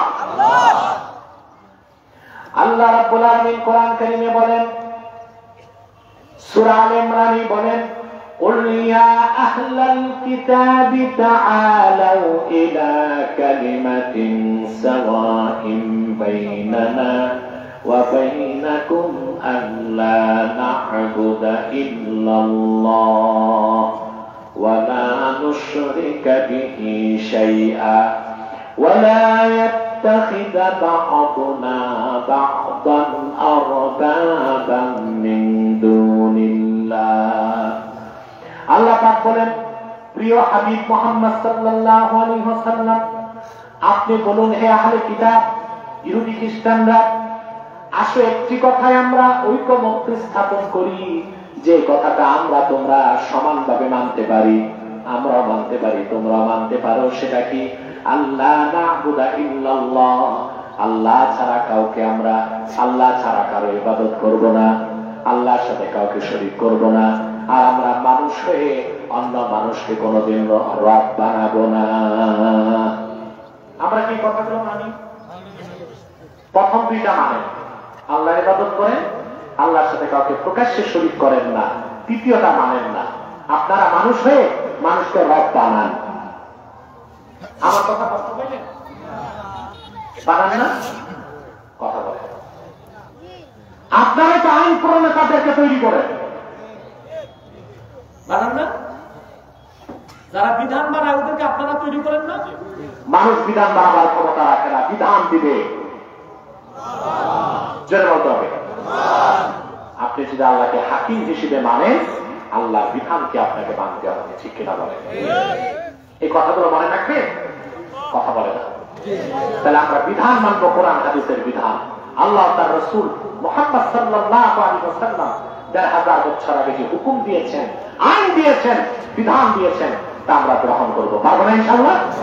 তারপর আল্লাহ তাআলা বলেন, ইন্না দীনা ইনদাল্লাহিল ইসলাম, আল্লাহর নিকট একমাত্র মনোনীত দিন কি? ইসলাম। বলতে হবে মনোনীত দিন কি? এটা বিশ্বাস করেন? ইসলাম দিন, দিন অর্থ কি?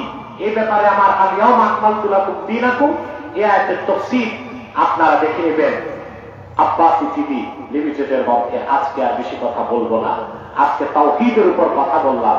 আমাদের তাওহীদের বিশ্বাস হৃদয়ে লালন করতে হবে, রাজি আছে?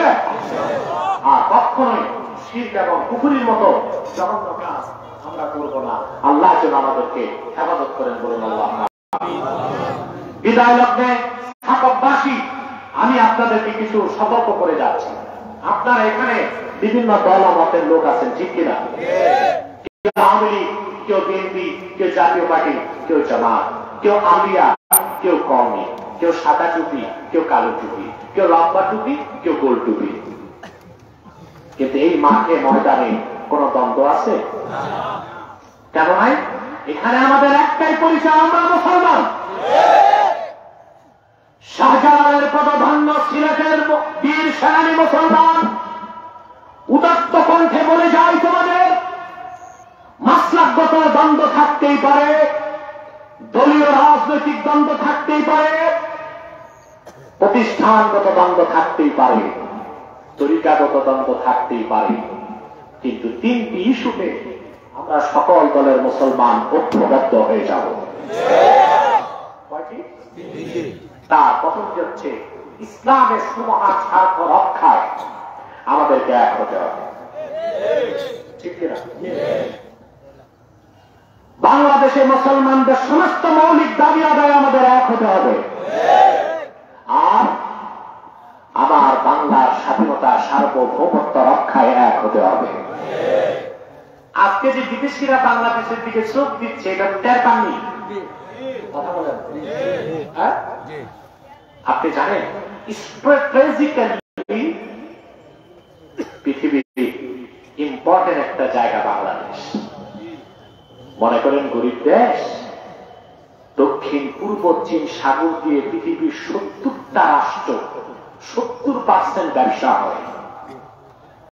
এখন দক্ষিণ পূর্ব চীন সাগরের কর্তৃত্বের জন্য বাংলাদেশে ঘাঁটি চায় আমেরিকা, চায় চায়না, চায় রাশিয়া।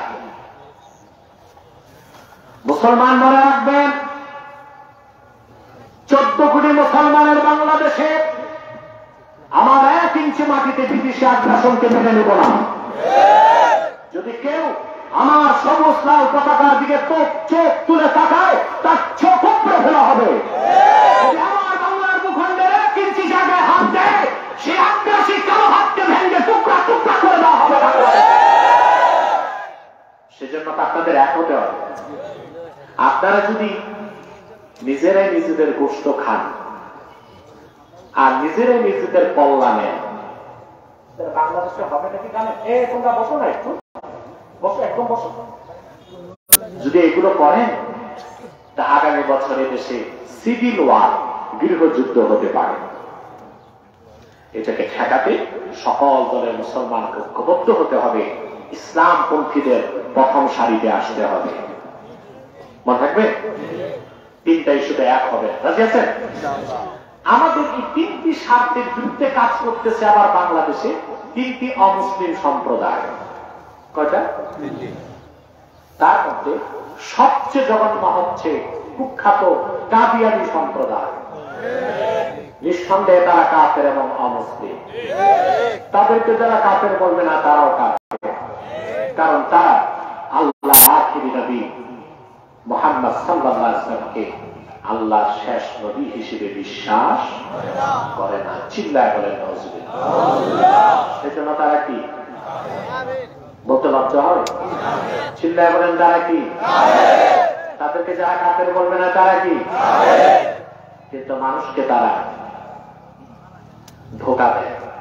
মুসলমানদের মতো দাড়ি রাখে, মুসলমানদের মতো টুপি লাগায়, মুসলমানদের মতো নাম রাখে। তাই বলতে তারা মুসলমান হতে পারে? দাড়ি রাখলেই কেউ যদি মুসলমান হতে পারত, রবীন্দ্রনাথ ঠাকুরের চেয়ে বড় মুসলমান কে হইত? সে কি মুসলিম ছিল না মুসলিম? টুপি লাগালে মুসলমান হওয়া যায়?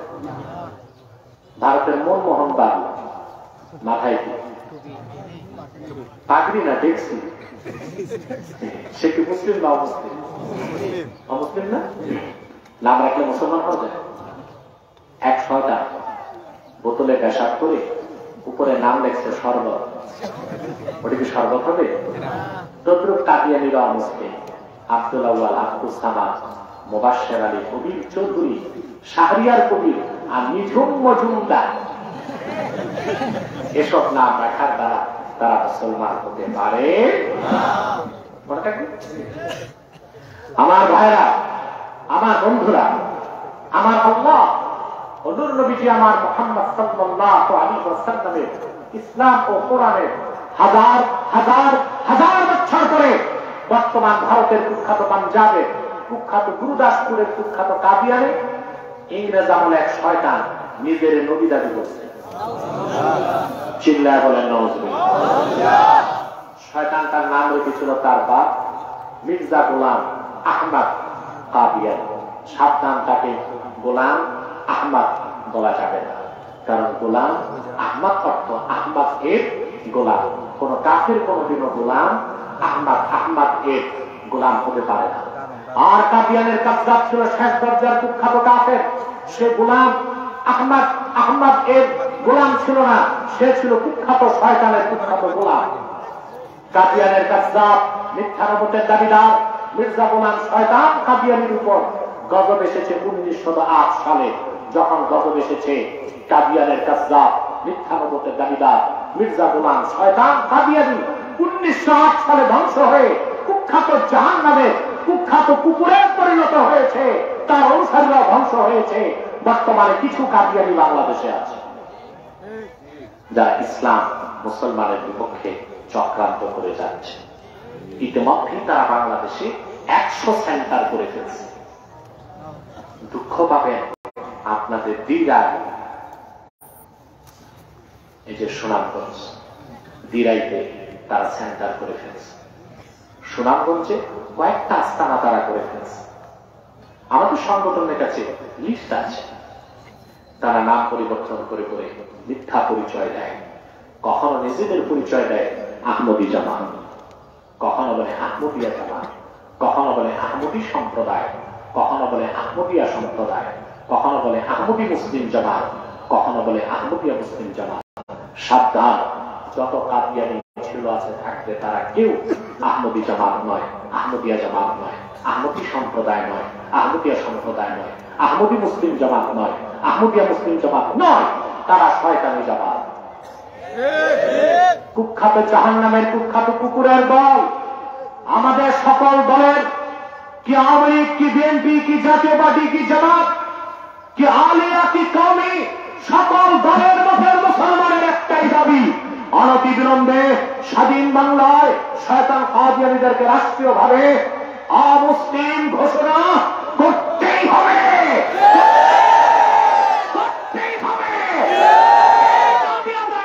যদি জানমাল দিতে হয়, কারা কারা প্রস্তুত আছেন হাত তুলে?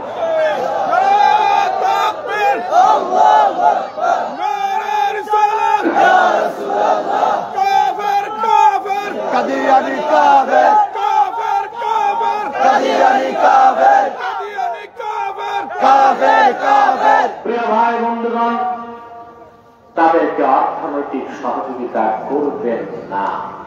করেন? জি করেন। প্রাণ কোম্পানির যত জিনিস তাদের, সেজান কোম্পানির জুস তাদের, আর এর পণ্যগুলো তাদের, প্রথম আলো, ডেইলি স্টার, কালের এগুলো তাদের। এগুলো ধরবেন না, কিনবেন না, বেচবেন না। মনে থাকবে? আরেকটু মুসলিম সম্প্রদায় কাজ করে যাচ্ছে বাংলাদেশে। তাদের অপতৎপরতা আপনাদের সুনামগঞ্জে সবচেয়ে বেশি। সেটা হচ্ছে ইসাই জামাত, খ্রিস্টানদের একটা দল। এটা মুসলিম নামে কাজ করতেছে। এটার পুরা নাম ইসাই তরিকাভুক্ত মুসলমান, আদতেই খ্রিস্টান। তারা 1975 সালে বাংলাদেশে ঢুকছে। এই পর্যন্ত একটা দুইটা না, কয়েক লক্ষ মুসলিম পরিবারকে খ্রিস্টান বানাইছে। তাদের ব্যাপক আস্থানা আপনাদের সুনামগঞ্জ তাহিরপুরে। আমাদের সংগঠন সেখানে কাজ করতেছে। আলহামদুলিল্লাহ, দোয়া করবেন আমাদের জন্য, আমাদের সংগঠনের জন্য। পারবেন না? আর আপনাদের কাছে তো কখনোই আমি টাকা পয়সা চাই নাই, শুধু চাই আমাদের সংগঠনে একটু কাজ করে। পারবেন না ইনশাআল্লাহ? হ্যাঁ, আল্লাহ কবুল করুন। আমার ইমাম সাহেব আছে, উনি আপনাদেরকে নিয়ে কাজ করবেন। এরপরে আমার কিছু ছাত্র দেখলাম বক্তব্য রাখছে এখানে গতকাল রাতে, নাম দেখলাম আলহামদুলিল্লাহ।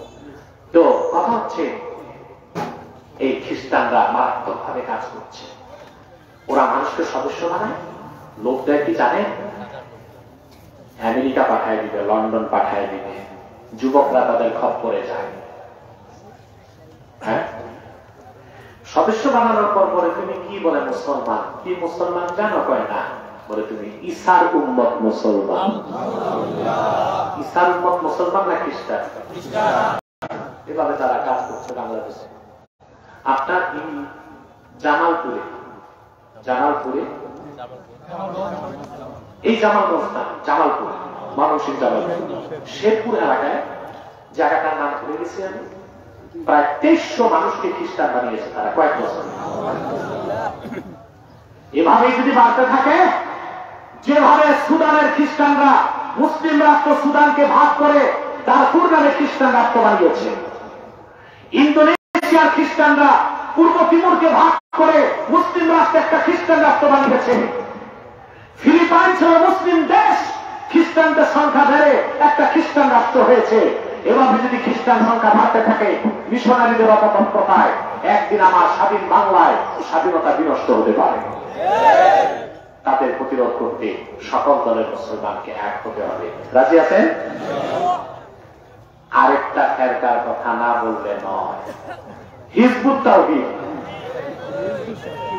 আসলে এটা হিজবুত শয়তান আছে, কিছু কিছু কিছু ঢুকতেছে। তা ওদের কাজ 64 চালায়। এরা মারাত্মক আকীদা, এরা ইসরায়েল নিজে চালায়। ওরা বলে কানা দজ্জাল বলতে কিচ্ছু নাই, দজ্জাল কি তো আমেরিকাই তো দজ্জাল। আপনারা মনে করেন দজ্জালকে গালি দিচ্ছে, আমেরিকাকে গালি দিচ্ছে না, কানা দজ্জাল থেকে আপনাদের দৃষ্টি ফিরায় রাখতে চায়। এটা দজ্জালেরই বিধি। গরু চোর যখন এলাকায় আসে দুই ভাগ হয়, একদল গরু চুরি করে উত্তরে পালায়, আরেক দল চোর চোর বলে দক্ষিণে দৌড়ায়। এলাকার লোক চোর দলকে কি দক্ষিণে যায় উত্তরে? দক্ষিণে। চোর চোর বলে দৌড়ায় কোন দিক? তখন আসল চোর বাড়িতে ঘুমায়। তাহলে দক্ষিণে যারা দৌড়াইল ওরা চোরের বিধি। হিজবুত তাওহীদ নামে এই হিজবুত শয়তান হচ্ছে ইহুদিদের বিধি। সাবধান, তারা প্রচার করে ছেলে মেয়ে যদি প্রাপ্তবয়স্ক হয় বিয়ের আগে ফিজিক্যাল রিলেশন হইতে পারে। সাবধান, এসব নিকৃষ্ট ফেরকা যারা এলাকায় প্রভাব বিস্তার করতে দূরে থাক, তাদের অস্তিত্বকে নির্মূল করে দিতে পারবেন না। সেজন্য আওয়ামী লীগ, বিএনপি, জাতীয় পার্টি, জামাত, আলিয়া, কওমি, পীর-মুরিদি করেন না, সবাইকে এক হতে হবে। পারবেন না? সেজন্যই আব্বাসী স্লোগান মাসলাক যার যার দিন ইসলাম সবার। বলেন মাসলাক যার যার দিন ইসলাম সবার। মনে থাকবে? আজকে আর কষ্ট দিচ্ছি না, অনেক সময় হয়ে গেছে, প্রায় 2.5 ঘন্টা সময় পার হয়ে গেছে, আরো তো কিছু কাজ বাকি আছে, ঠিক না? এখন আর কেউ দাঁড়ায় থাকবে না, বসে যান, একদম একদম বসে যান, একদম বসে যান, জিন্সের প্যান্ট ওলা রাখা। আমি আর কষ্ট দিচ্ছি না, এত বড় মাহফিল করতে অনেক টাকা লাগছে না? কথা বলে এখানে কোনো কালেকশনের বক্তা নাই যা আপনাদের থেকে চাঁদা নেবে। মসজিদের জন্য, মাহফিলের জন্য না, মসজিদের জন্য 2 হাত উজাড় করে দিতে রাজি আছেন? ব্যাগ যাচ্ছে, ব্যাগ স্বেচ্ছাসেবকরা যাচ্ছে, ভাড়ার টাকাটা রেখে পকেটে হাত দেন, আপনার পকেটে আরেকজনের পকেটে। সূরা ফাতিহা পড়ে মনে মনে ইস্তেগফার করেন।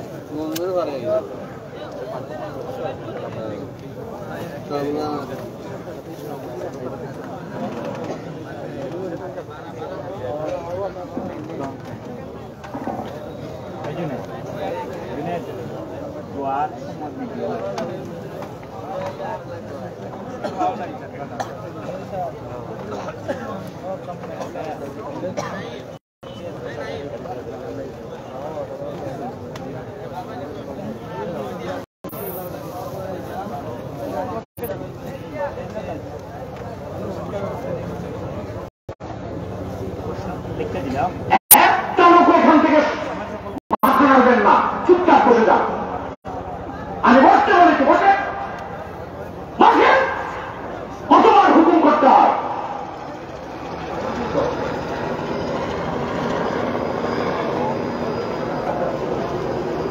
এক আসলে আমি মোনাজাত করে দিচ্ছি।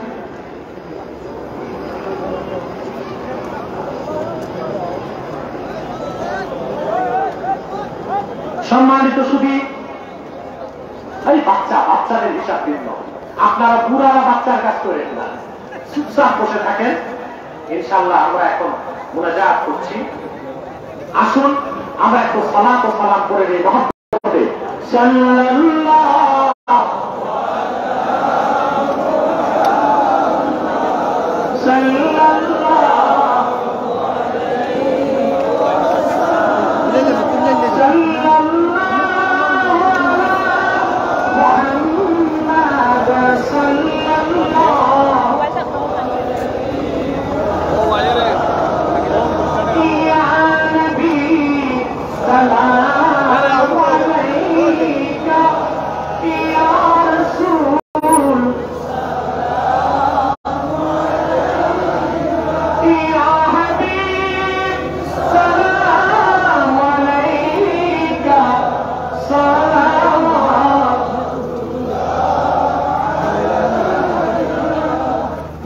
মুহাম্মাদুর রাসূলুল্লাহ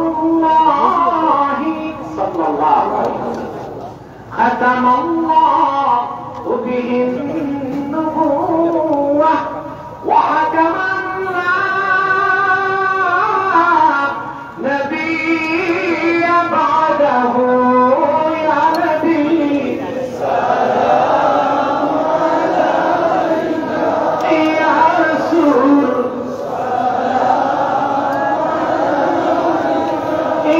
يا حبيب صلوات الله أنا والعلا بكماله حسنت جميع خصامه صلوا عليه وآله আমি সবার জন্য দোয়া চাই, বিশেষ করে সভাপতি যারা ছিলেন মাওলানা তৈয়ব শামসুল নূর, কারি শামসুল হক, ইঞ্জিনিয়ার ফখরুল ইসলাম, শাস্ত্র আলী, সবার জন্য আমি দোয়া চাই। বিশেষ করে সম্মানিত অতিথি যারা জনাব আব্দুর রহমান, আবু শাহাদাত, জনাব বিল্লাহ আহমদ, জনাব সুন্দর আলী এবং জনাব আবু বকর সিদ্দিক, তাদের জন্য আমি খাস করে দোয়া চাই। বিশেষ করে আমি দোয়া চাই থানা ভারপ্রাপ্ত কর্মকর্তার জন্য, তিনি আছেন কিনা জানি না, আমাদের এই ছাতক থানার যিনি ওসি সাহেব, থানা ভারপ্রাপ্ত কর্মকর্তা, এত আন্তরিক ওসি মাতৃদের পক্ষে আমি দেখি নেই। আমি তার জন্য দোয়া করি, তার ফোর্স আছে এখানে, তাদের জন্য দোয়া করি আল্লাহ তাদেরকে দুনিয়াও দেখ আখিরাতেও দেখ। আলহামদুলিল্লাহ, আলহামদুলিল্লাহ, আল্লাহ সুবহানাহু ওয়া তাআলার দরবারে শুকরিয়া জ্ঞাপন করছি। আমরা নবীর নবী শাহে মুস্তাফা সাল্লাল্লাহু আলাইহি ওয়াসাল্লাম সম্মানের শেষ পর্যায়ে চলে এসেছি। আল্লাহর কৃতজ্ঞতা প্রকাশ করছি আমাদের সুনামগঞ্জ জেলার নবনিযুক্ত জেলা প্রশাসক আমাদের ডিসি স্যার। সর্বপ্রথম আমরা দেশের অনুমতি আনার জন্য স্যারের কাছে গিয়েছিলাম। স্যার আমাদেরকে হাসিমুখে অনুমতি দিয়ে দিয়েছিলেন, বলেছিলেন কোনো দুশ্চিন্তা করবেন না, আমার প্রশাসন আপনাদেরকে সর্বাত্মক সহযোগিতা করবে। বিশেষ করে কৃতজ্ঞতা জ্ঞাপন করছি আমাদের ছাত্ররা ইনচার্জ এবং প্রশাসনের সকল সদস্যবৃন্দদের কাছে, এবং বিশেষ করে যারা মেহমান ওনাদের কাছে, বিশেষ করে দোয়া রাখছি প্রবাসীদের জন্য, ব্যবসায়ীদের জন্য। ঠিক আছে ইনশাআল্লাহ। আমিও যারা প্রশাসন এবং পুলিশ সুপারের জন্য দোয়া চাই, যারা সর্বাত্মক সহযোগিতা করেছে। আমার নির্বাচিত তাফসীর সূরা ফাতিহার আলোচনা এখানে নিয়ে যাবেন মুনাজাতের পর। ربنا ظلمنا أنفسنا وإن لم تغفر لنا وترحمنا لنكونن من الخاسرين। আল্লাহ তাআলা দুই দিন ব্যাপী শানে মুস্তাফা মহাসম্মেলনের মধ্যে তোমার অসংখ্য বান্দা নিয়ে হাত তুলেছি। এতগুলো মানুষের মধ্যে যার দুটো হাত তোমার পছন্দ হয় আল্লাহ, তার দুটো হাতের বিনিময়ে আমাদের জিন্দেগীর সব গুনাহ তুমি মাফ করে দাও।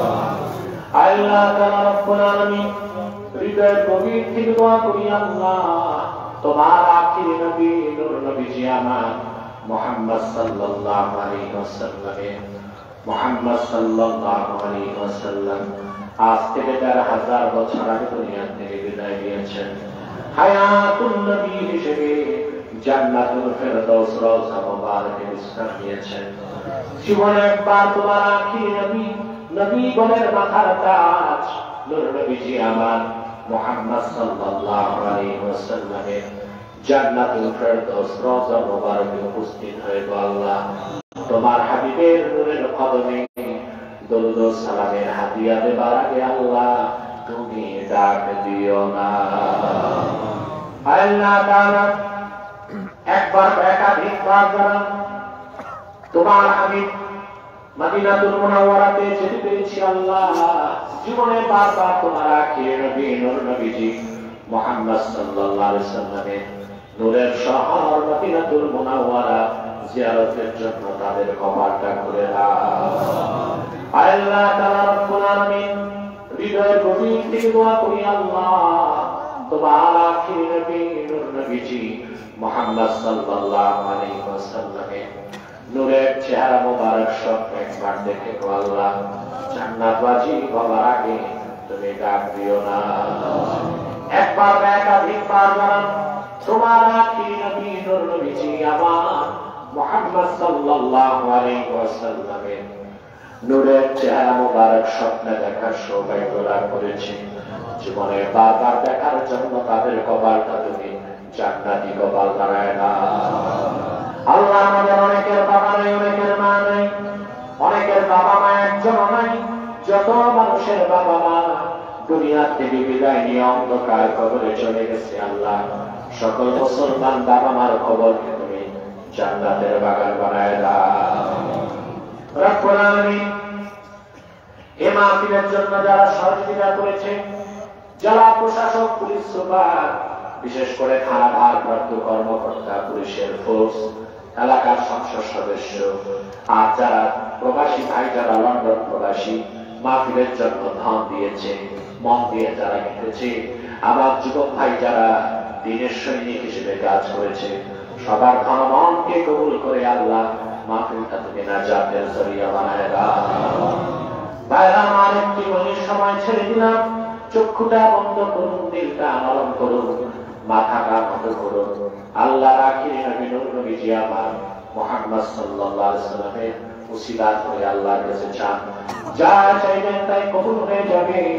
যদি পারো রে ভাইরা দুই ফোঁটা চোখের পানি সদকা করে দিই।